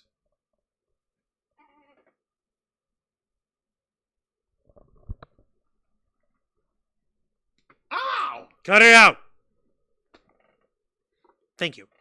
Point is, while I totally understand the appeal of having this much havoc, this much chaos, this much anarchy in the arena, I get it. But for fuck's sake, people, you're giving yourself a fucking like, and I'm not even trying to fucking use the fucking analogy ironically here. You're giving yourself a diabetic fucking like coma with this shit. You're feeding candy to the audience over and over and over and over and over. And then before you know it, they're not satisfied with the amount of candy you give them. So you have to give them more candy and more and more and more until you can't top yourselves anymore. And you end up fucking with shit like, oh, I don't know, Matt Hardy getting concussed on the concrete. Like fucking the ridiculousness of this match over here. With all their inside joke of like, oh, hey, the speaker is where the music goes, and we have the license to play this music 4 times, so we conveniently destroyed the speaker, and that's how soundboards and audio productions in a staged event works. That's not how that works. That's not how any of this works. At least when they make the jokes of like, oh, hey, don't, like, oh, the pyrotechnics over at WWE. Remember when they used to do pyros on Raw? And fucking, what do you call it? Kane was going to burn, who was it, Rey Mysterio or John Cena? Yeah. One of the two. And it's like, oh, I'm going to hit the big red button over here, and I'm going to hit the pyro. I'm going to burn you. Like, at least. It was Randy Orton hitting it to John Cena. Okay, thank you. Randy Orton hitting it to John Cena. Thank you for that. Fucking, like, at least the freaking control board for the pyrotechnics looks like it's the control board for the pyrotechnics. I'm pretty sure they wouldn't actually give a regular Joe Schmo wrestler actual control over the buttons because you know what the fuck they're actually going to let off, but at the very least, it looks a little more realistic. It's like trying to destroy a computer by shooting the monitor. The monitor isn't part of the computer. It's just the display. What the fuck, you idiot coked out dweeb. Fuck you, Tony Khan. Please, if you want this Anarchy in the Arena gimmick to last, if you want it to be significant, if you want it to matter, don't make it an annual thing. Don't fall into the same trap that WWE did with their gimmick match pay-per-views. You are falling right into those traps, and you're doing it on purpose because you think you're smart. You're a fucking moron. You're a fucking loser. Give me your money if you want me to say otherwise. Fuck you, Tony. Tag in. Fuck you, Tony Khan. Yes, cushion! Oh, where's my ass? Right there. Thank you. It's your fucking microphone while you're with it. Hang on. I'm trying to untangle over here. Just a minute. There you go. Wow, polite and rude at the same time.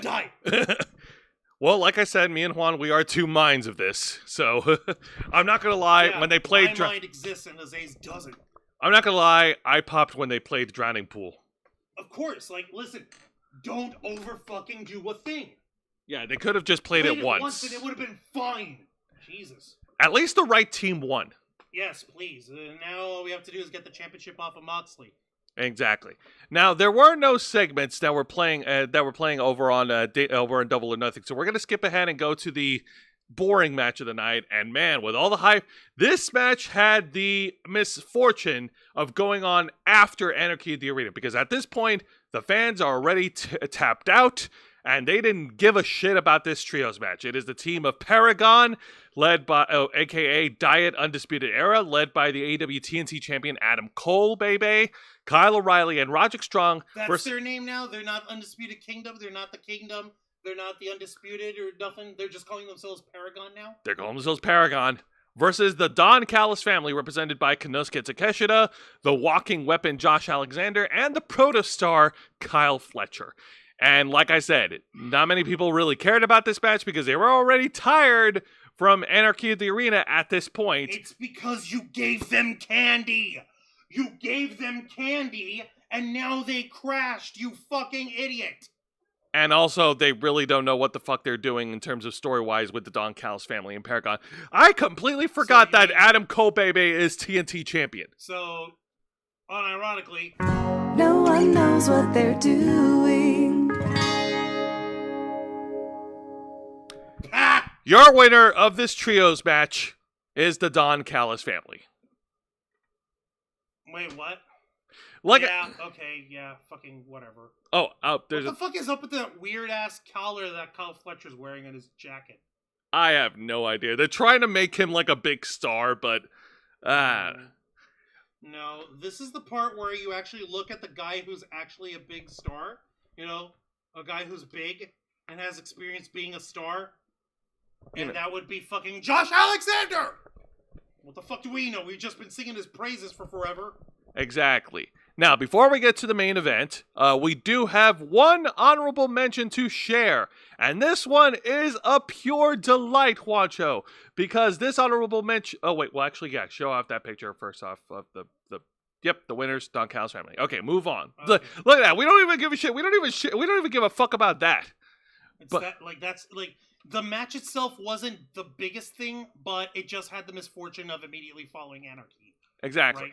But this match, however, deserves an honorable mention, and it's a one-on-one contest for the AEW Women's World Title, as timeless Toni Storm defends against Mina Shirakawa. It was a match of pure romance, pure fangasm, pure and passion, and incredible bodies groping each other in the middle of the ring, trying to dominate each other in the most consensual way possible. And poor Dr. Luther getting his ass shit canned by Mina at ringside.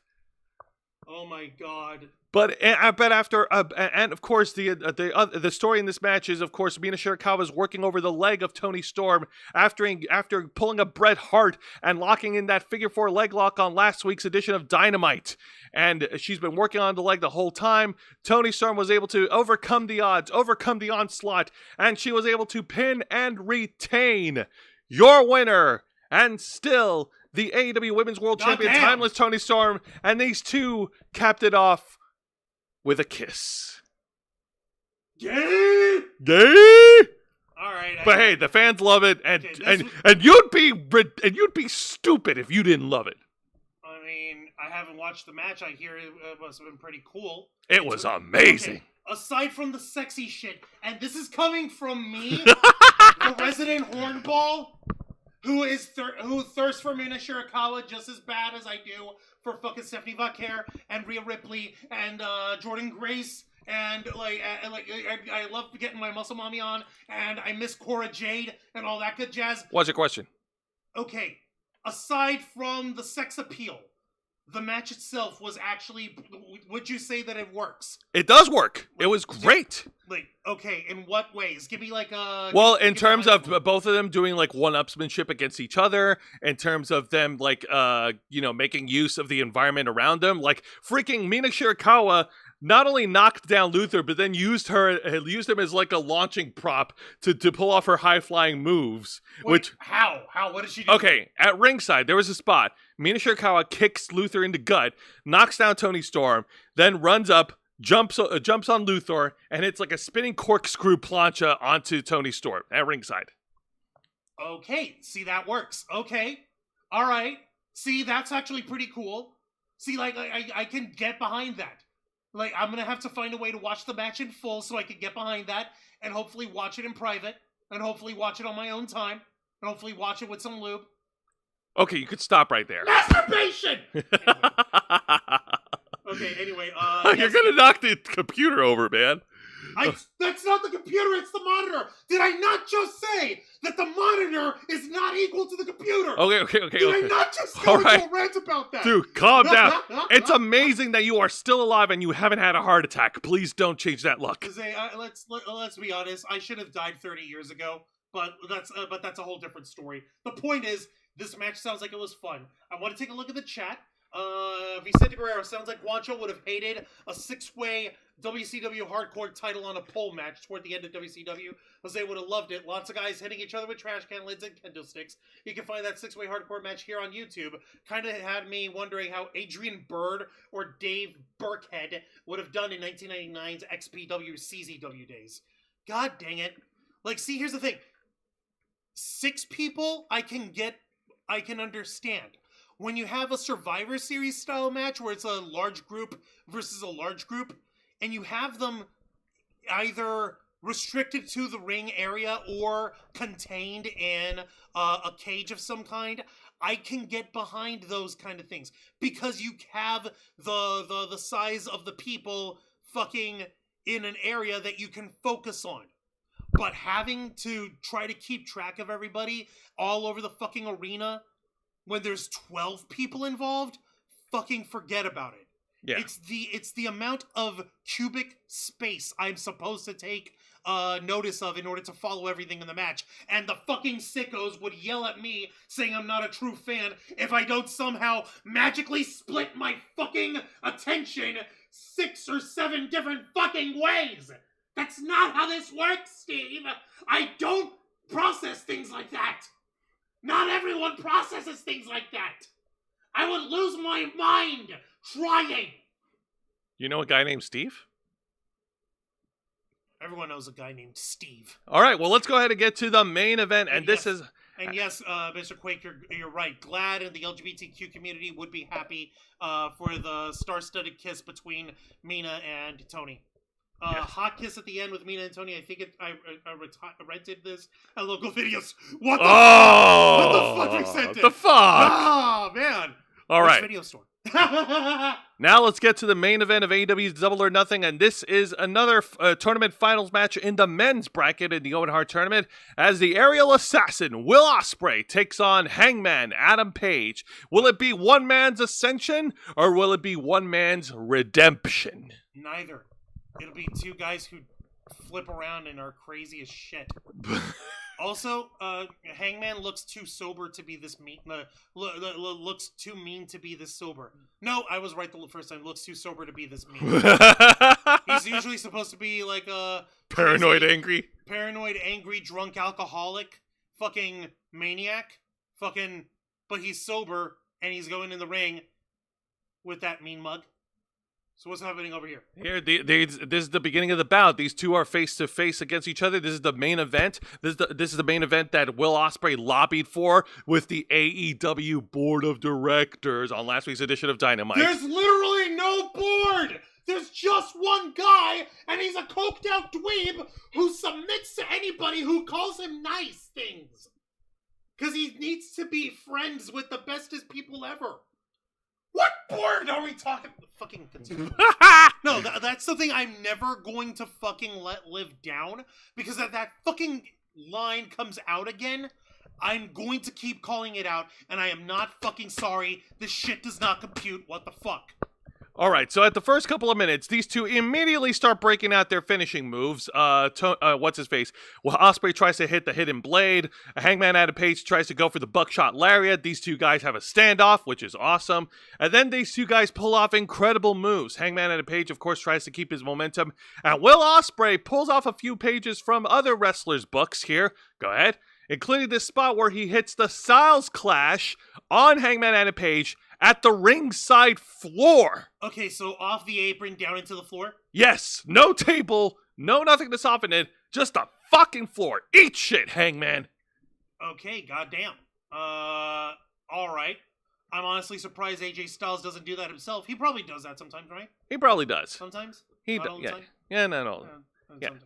Okay. Yep. These two guys continue their fight. Of course, Hangman Adam Page pulls off his signature moves.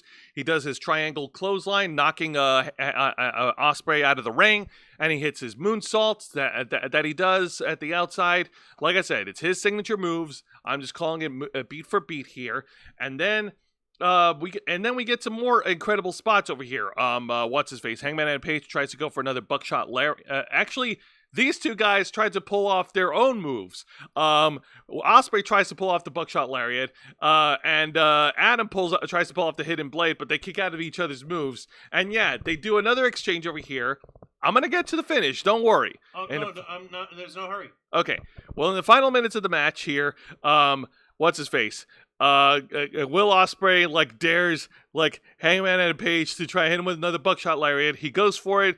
Will Ospreay was able to reverse it, turn it into a Stormbreaker, but Hangman was able to kick out after 2, and then after some more back and forth, Hangman Adam Page finally hits the buckshot lariat again to pin and win. What? Your winner. Hold on. Was that everything? No. What? Hold on. Trust me, the match is a lot better than I make it sound. Well, but your winner. damn. of this year's Owen Hart Foundation tournament in the men's bracket and going to AEW All In Texas, Hangman Adam Page. All right. Okay. Good for him. Thank you for proving me wrong one more time here. With fucking, what do you call it? With what's his nuts? Will Ospreay? Yeah, no, I was honestly thinking that Will Ostrich was going to be the one who was going to win again. Because, yeah, Tony can't fucking help himself. He has to put over his favorite toys. No. This time it's the Hangman that gets the win. And then after the match, like, Will Ospreay has a little chat with Hangman and Page saying, like, bring it home, bruv. Bring the title back. And in fact, I haven't read a report that apparently both these guys lobbied for each other to win the main event match at Double or Nothing. Oh. Well, that's nice. If you believe in such reports. So, if you believe no, for real. That if that's true, then that's very nice, and that's good on them. Of course. Okay, that's nice. Congratulations, Hangman. Also, don't be an arrogant shit. Also, in terms of continuity, 6 years ago in the first Double or Nothing, Hangman Adam Page won a battle royale to challenge for the inaugural AEW World Championship and came up short. 6 years later, he has a chance to win back the AEW World title from Jon Moxley. Can he do it? We'll find out in July. God dang it. All right. Well, good on him. Well done. And congratulations. Yay, redemption! No. Oh. No, sorry. No, that's not you. No, not you. All right. Well, let's go ahead and finish things off here. We got one more pay-per-view to review from the Memorial Day weekend, and that is TNA Under Siege. Yeah, no, these listen, I like cyan, I like light blue. I'm just not a fan of it in this context because it's too light and it fucking bleeds away with the rest of the graphic. Like, you need, like, the trick is give it some kind of dark.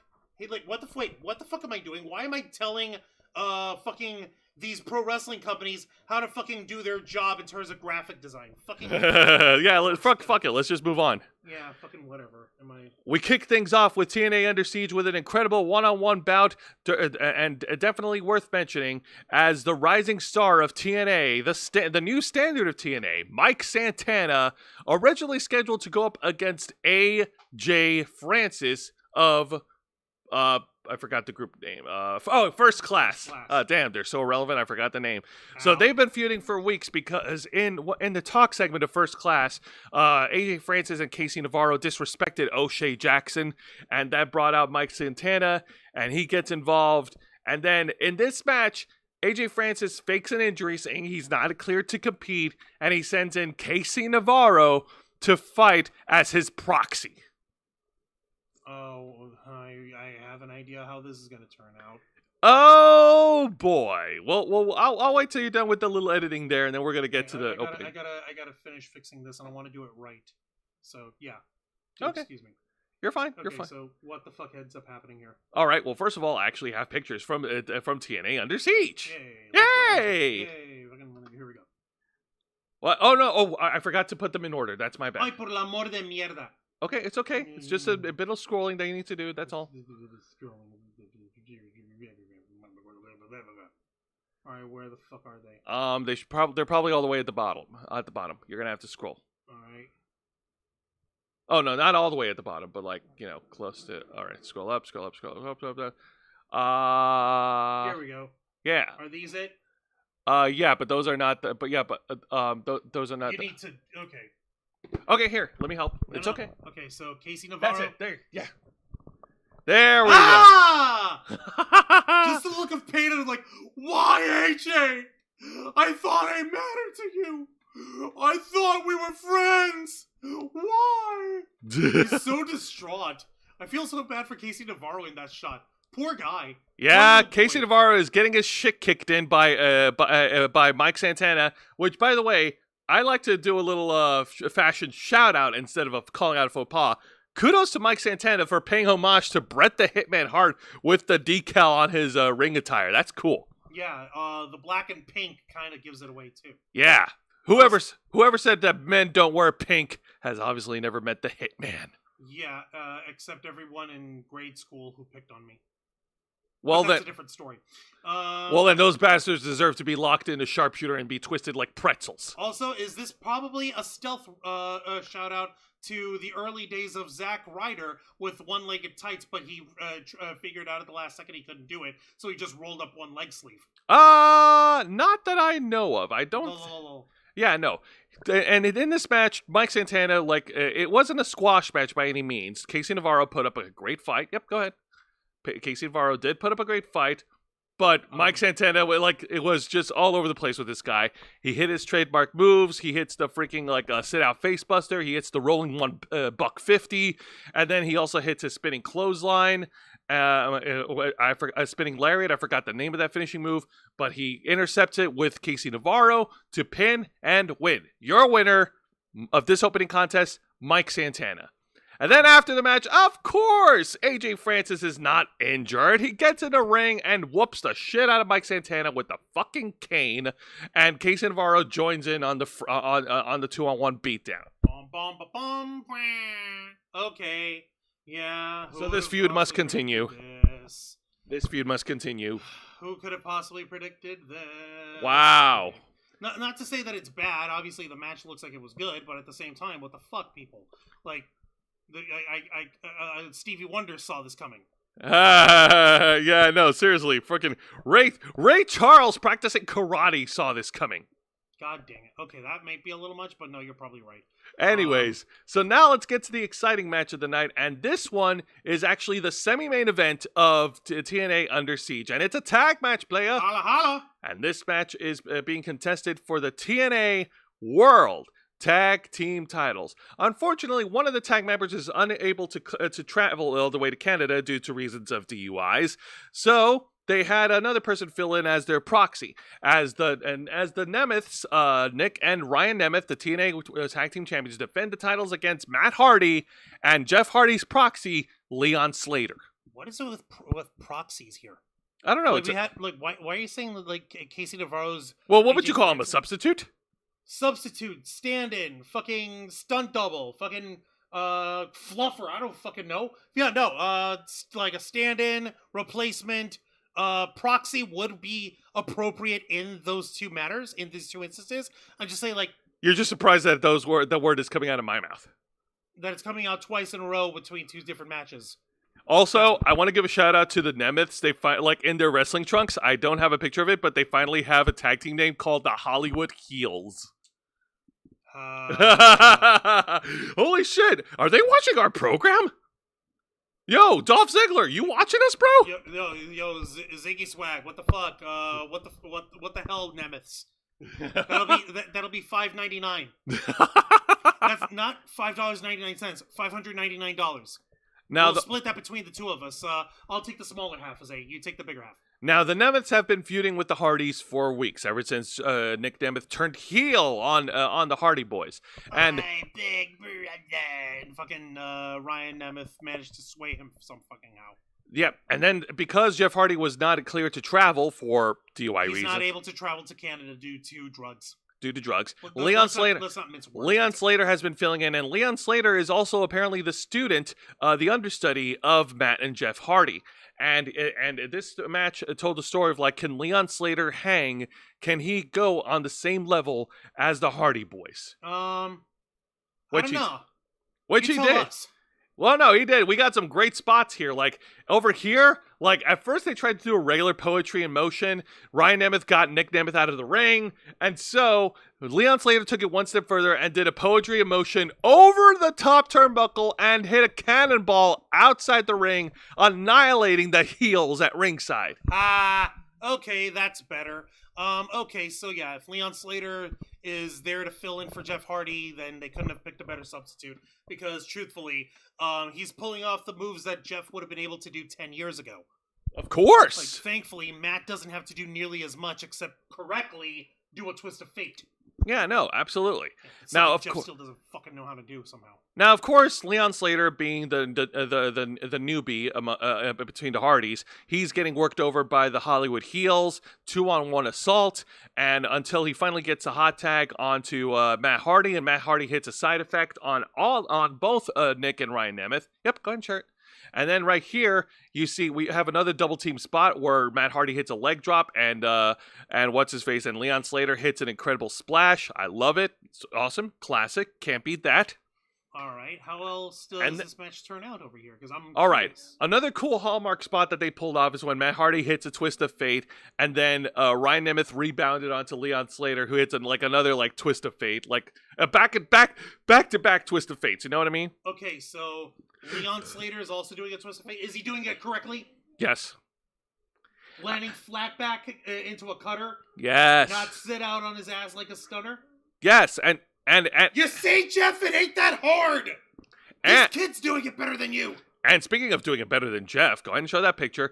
Oh. Instead of doing a Swanton bomb, Leon Slater goes to the top rope and hits a Swanton 450 onto Nick Nemeth. But Ryan Nemeth was able to pull the pull the babyfaces out of the pinfall to break up the count. And then in the final moments of the match, Matt Hardy was blindsided by Ryan Nemeth. Nick Nemeth hits the super kick onto Matt Hardy and then hits the Danger Zone to pin and retain. Your winners and still the AEW World Tag Team Champions, the Hollywood Heels. Oh, you gotta be fucking kidding me. All that work, all that hustle and bustle, and we still don't get a title change from these guys? Unfortunately, no. I'm sorry. That is bullshit. How dare you? I call shenanigans. How fucking dare you? This was so disappointing. How fucking dare you? Well, I'll give you something that's not disappointing. Oh. The exciting segment of the night for TNA Under Siege. Total Nonstop Action Wrestling took the time to pay to pay tribute to ECW legend, the homicidal, suicidal, genocidal, death-defying Sabu. And they actually showed footage of him wrestling in TNA. Okay, you need to work on how you deliver that. And you got it mixed up over there, Jose. It's the suicidal, homicidal, genocidal, death-defying Sabu! That's how it's done. Even I know that. I'm also trying to be considerate for people downstairs. Fuck that noise. We're on the clock. All right, fair. But yeah, no. Like I said, credit to AEW for paying their own tribute. They even had Taz talk about him. But TNA, they did it just as good, if not a little bit better, because they actually had TNA footage to show of Sabu wrestling. Sadly, WWE hasn't been able to do anything of the sort regarding Sabu, did they? No, I don't think they showed any footage of him wrestling in the WWE CW at least. Or in the old, they own the archive of ECW. They could show the old Sabu shit. Come on, man. Yeah. You can show that, what? Is it because it would give people the fucking dirty reminder of WWE CW? Where Sabu got disqualified in one of his first matches there? Oh yeah, where they called the match out in his match at One Night Stand with Rey Mysterio. Yeah, exactly. The fans hated it. That's because it was a disqualification. You hit a disqualification in an ECW match? What the fuck? Exactly. Listen, I understand. You guys have your own WWE standards to meet with, but nah, bruv. Nah, brother. No, fam.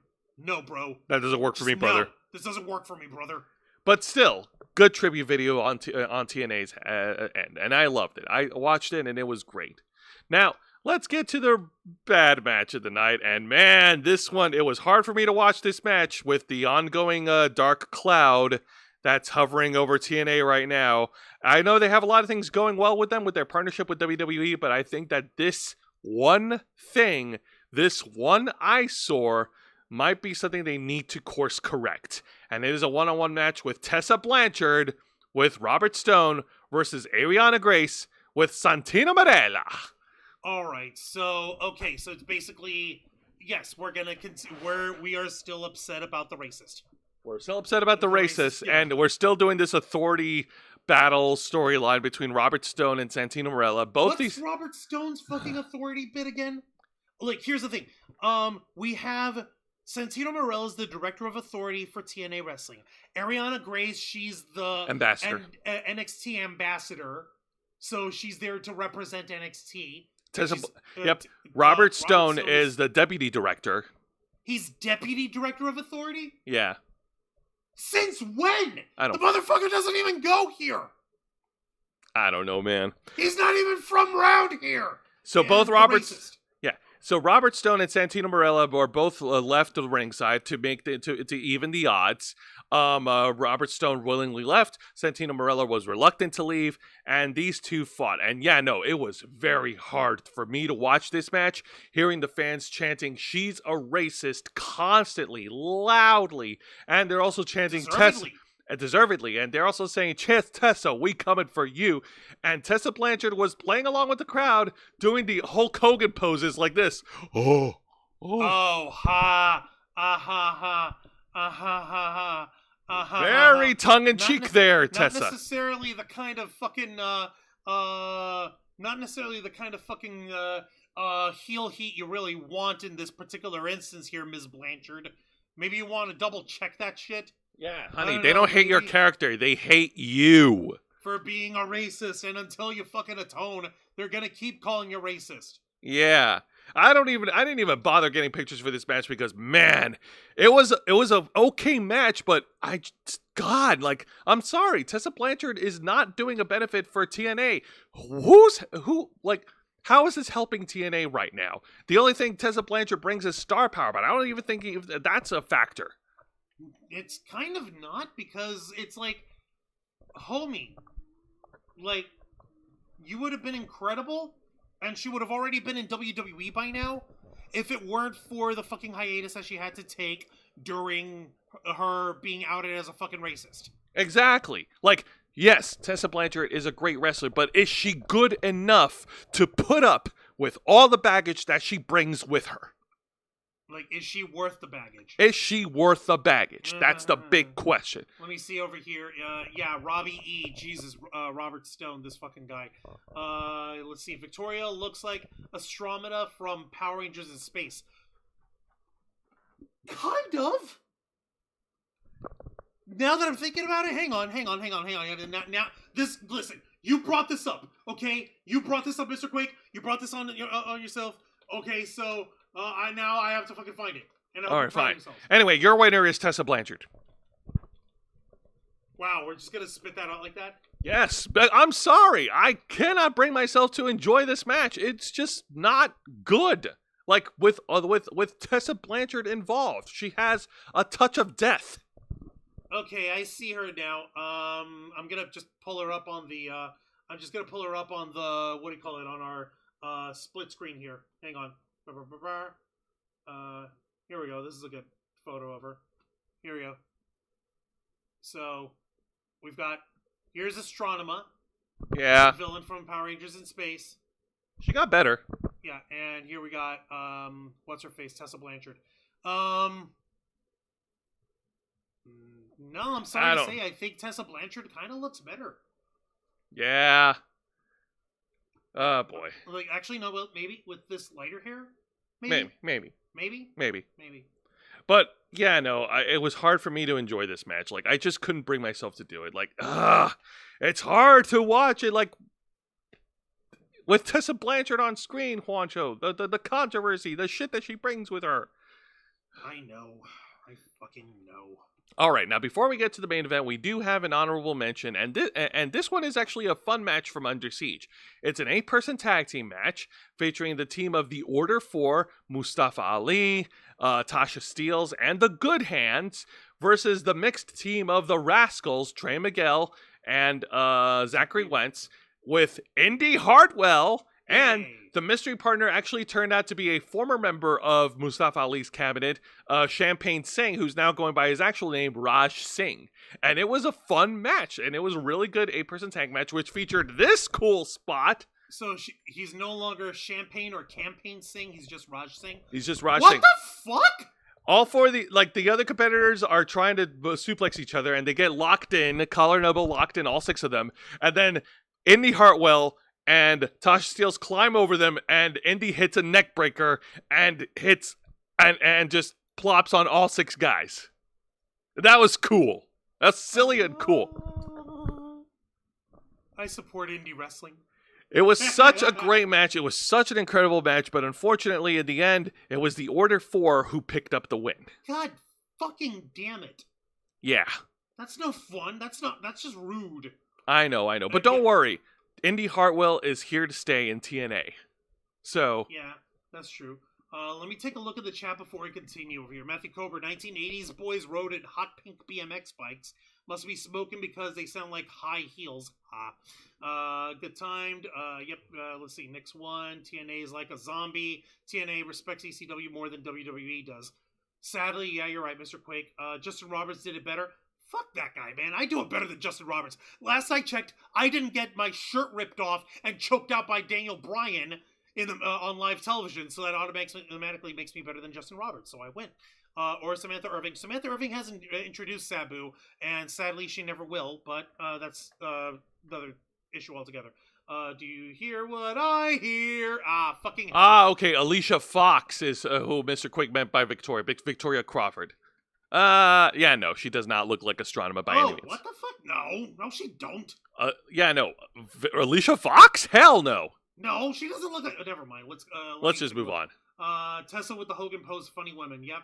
Tessa's full of herself. I meant Tessa, not... no, I meant Alicia Fox, not Tessa. Hike. Said this looked like a rugby huddle. Oh, yeah, hike. Hike? Well, okay, yeah, I get it.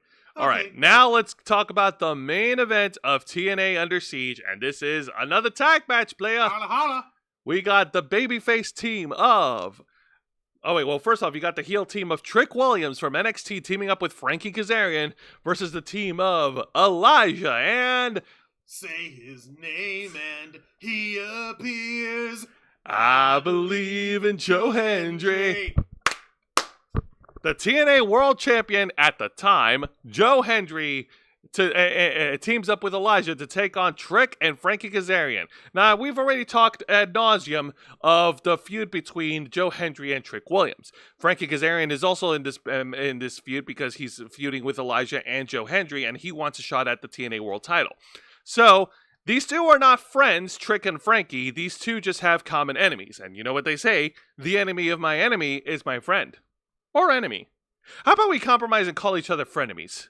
No, that's a Mean Girls thing. I don't do that. Well, fuck you then. Yeah. All right, so in this tag match, like, Trick and Frankie Kazarian were actually reluctantly working together. Like, they did not want to work together. They did not want to tag each other in during this match. And we got a little bit of a conflict between Trick and Frankie, whereas Joe Hendry and Elijah, they were working just fine as a unit, as a team. Seriously? Yeah, and we even get some funny, we got some cool spots during this match. Go ahead and share it, yeah. Okay, let me... For instance, which of these spots do you want me to share? The one you had highlighted early, the middle. Okay, thank you. Yeah. So, Sorry, in this spot, while Joe Hendry had Frankie Kazarian hoisted in the air for a stalling suplex, Elijah walked around all four corners of the ring on the top rope. Bullshit, all around the corners? Yep, he took Trick Williams all around the corners before hitting him with the walk with Elijah. Hitting some old school on him. Okay, he hit Well, it. going new school with old school. Yeah, by fucking doing it all around the ring instead of just halfway down one rope. But then again, Elijah isn't nearly as large as The Undertaker was, is he? No, he's not. Hell no. The Undertaker's a whole different... Yeah, Hell no. He's tall and shit. Yep, and in the early... Yep, go ahead. Yeah, now you can share that part. In the earlier part of the match, staying true to fashion, Joe Hendry yeets himself out of the ring and throws himself onto Frankie Kazarian and Trick Williams at ringside. Yeet. Now, of course, during the match, Elijah was worked over by Frankie Kazarian and Trick Williams. Despite them not wanting to work with each other, they did manage to find some sort of cohesion and worked over Elijah until Trick Williams was able to get the hot tag and hit all of his hallmark spots. After he hit his freaking fallaway slam, both Elijah and Joe Hendry did the camera pose. You're fucking kidding me. Nope. We have stereo camera pills? Yay. Nice. I'm a dork. I'm a mark for that shit. All right, go ahead. Yeah, you can show the pictures over here. Yay. Okay, more things. Yeah, more things. Because at the end of the match, it was Elijah who hits the Trick Williams got knocked out of the ring by Elijah, and Joe Hendry hits the standing ovation on Frankie Kazarian to pin and win for their team. Your winners, the Elijah and the TNA World Champion at the time, Joe Hendry.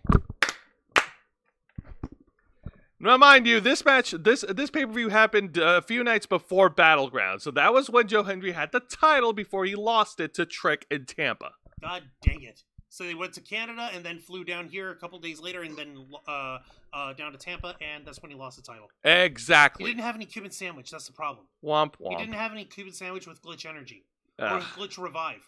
That would have helped him save his title. Oh my god. Joe Hendry, the next time you're in Tampa, come to us, the Ravens flock. We will give you some Glitch Energy. We will take you to Ybor City so you can have yourself a Cuban sandwich, and then you will not lose anything. You will not lose your championship. You'll regain championships. You'll gain championships that you haven't earned. You'll gain championships that don't exist. The point is, we want to meet you, Joe Hendry, and we love how awesome you are. Of course. Now, Juan, ring that bell. Don't mind if I do. All right, so final thoughts for all the pay-per-view events. Like the Memorial Day weekend, wrestling fans ate well. All three of the shows were awesome. TNA Under Siege particularly was pretty good. Great opening match with Mike Santana. They're continuing to push him as a main event player for TNA. Great main event tag match with Joe Hendry and Elijah coming out on top. And we got a chance to watch Leon Slater evolve and become more of a reliable person for Matt and Jeff Hardy taking on the Nemeths. Even despite not winning, Leon Slater he got a chance to showcase a lot of his skills in the pay-per-view. Once again, Tessa Blanchard continues to be an albatross in TNA. She continues to be that dark cloud that TNA might need to reevaluate if they're gonna. She needs to address it IRL before anyone can start enjoying watching her in action or watching her as a heel. It has to be dealt with either her she has to fucking own up to it or fucking say I didn't do anything wrong. I don't give a fuck. She has to make some kind of statement. You can't ignore it forever, guys. Come the fuck on. Ignoring the problem or do anything but solve the problem will only make said problem worse. It'll only make it, especially when you're a public figure. Precisely. Now, this year's edition of AEW's Double or Nothing, like I said, me and Juan, we're split about the anarchy in the arena. Like we have our hang-ups, we have our hang-ups about it, but ultimately I thought it was fun. And thinking about it now, like I do agree with Juan about the multi-camera part. At the very least, that one is a little distracting. I see what AEW was trying. Thank you. Finally, some reason. I get what AEW was trying to do, but I can see how it can get distracting. Jose, we could do better than that, though. How? We could do even better. What's that? Easy, I could just staple you again. No! Stop it! Seriously, stop! It'll staple me again. Come on, man. Knock it off. Ah! Fuck. Dumbass.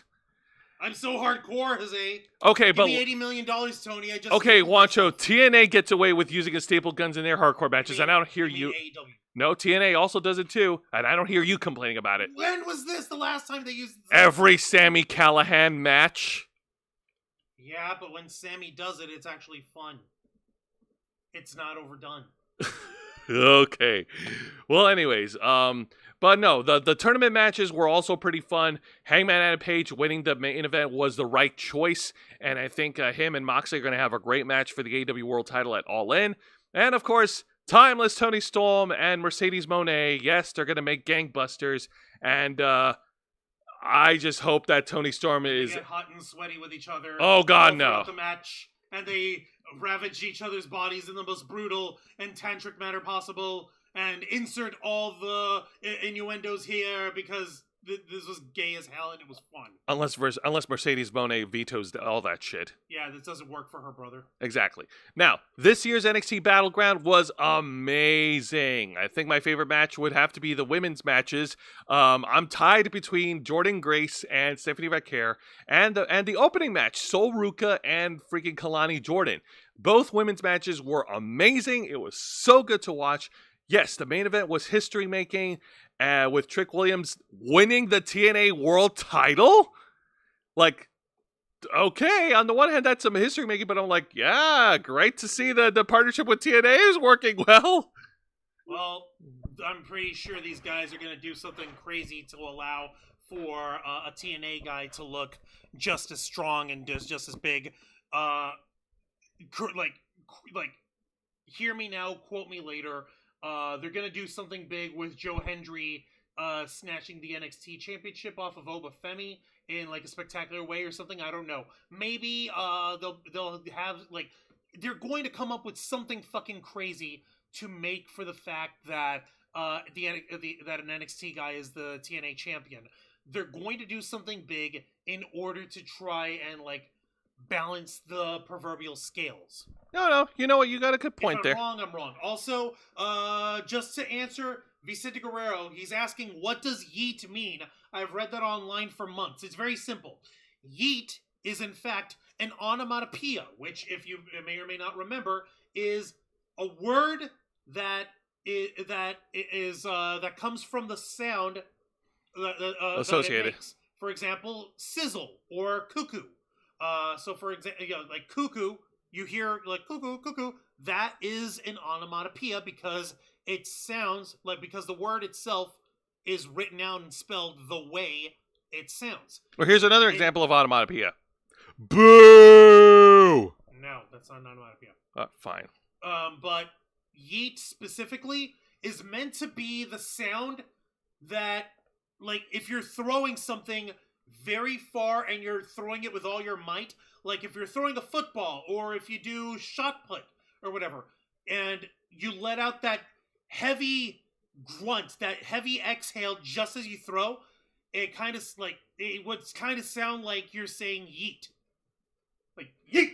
You know, if you're throwing something really, really hard and in order to make it go really, really far. Yes. I hope that explains it. That's the best explanation I can give you, and that is in fact the explanation of what yeet means. Awesome. And with that, we have Jesus, reached. learn grammar. And with that, we have reached the end of Wrestle Rewind. And next week, we're going to go back to the regular format. Just want to give you guys a reminder that this Saturday, we are not going to be streaming at all. We're not going to be doing the Los Amigos Play or the Ravens Flock. We'll be. Can we tell them why? Can we tell why? Please? Please? Can we tell them why? Can we tell them why? We're going to be on a break. Not just any kind of break. Honey. K-Storm. Hang on. Yeah. K-Storm.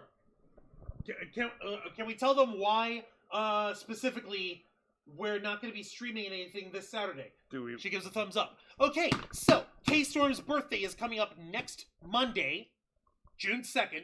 Who the fuck celebrates a birthday on a Monday? And more importantly, who the fuck celebrates their birthday in the middle of a work day or in the middle of a work week when you have a wonderful weekend right ahead of time? And we live in the sunshine state, so we're going to have ourselves a beach episode. Yay! Not for you guys. This beach episode is just for us. We'll take our pictures and we'll share later on, but it's not for you. This is for K-Storm, and it's for us. It's going to be fun. Exactly. And so also be sure to wish K-Storm a happy birthday the next time you see her on screen, guys. But don't worry, we'll be back with Los Amigos Play and the Ravens Flock next Saturday on June 7th. All right. So, until then, Juan, plug us away. Wait, where's the mouse? Here we go. Yeah, don't mind if I do. Ladies and gentlemen, boys and girls, and everybody on screen, thank you very much for watching this week's live stream edition of Wrestle Rewind, hosted by Jose Castbona,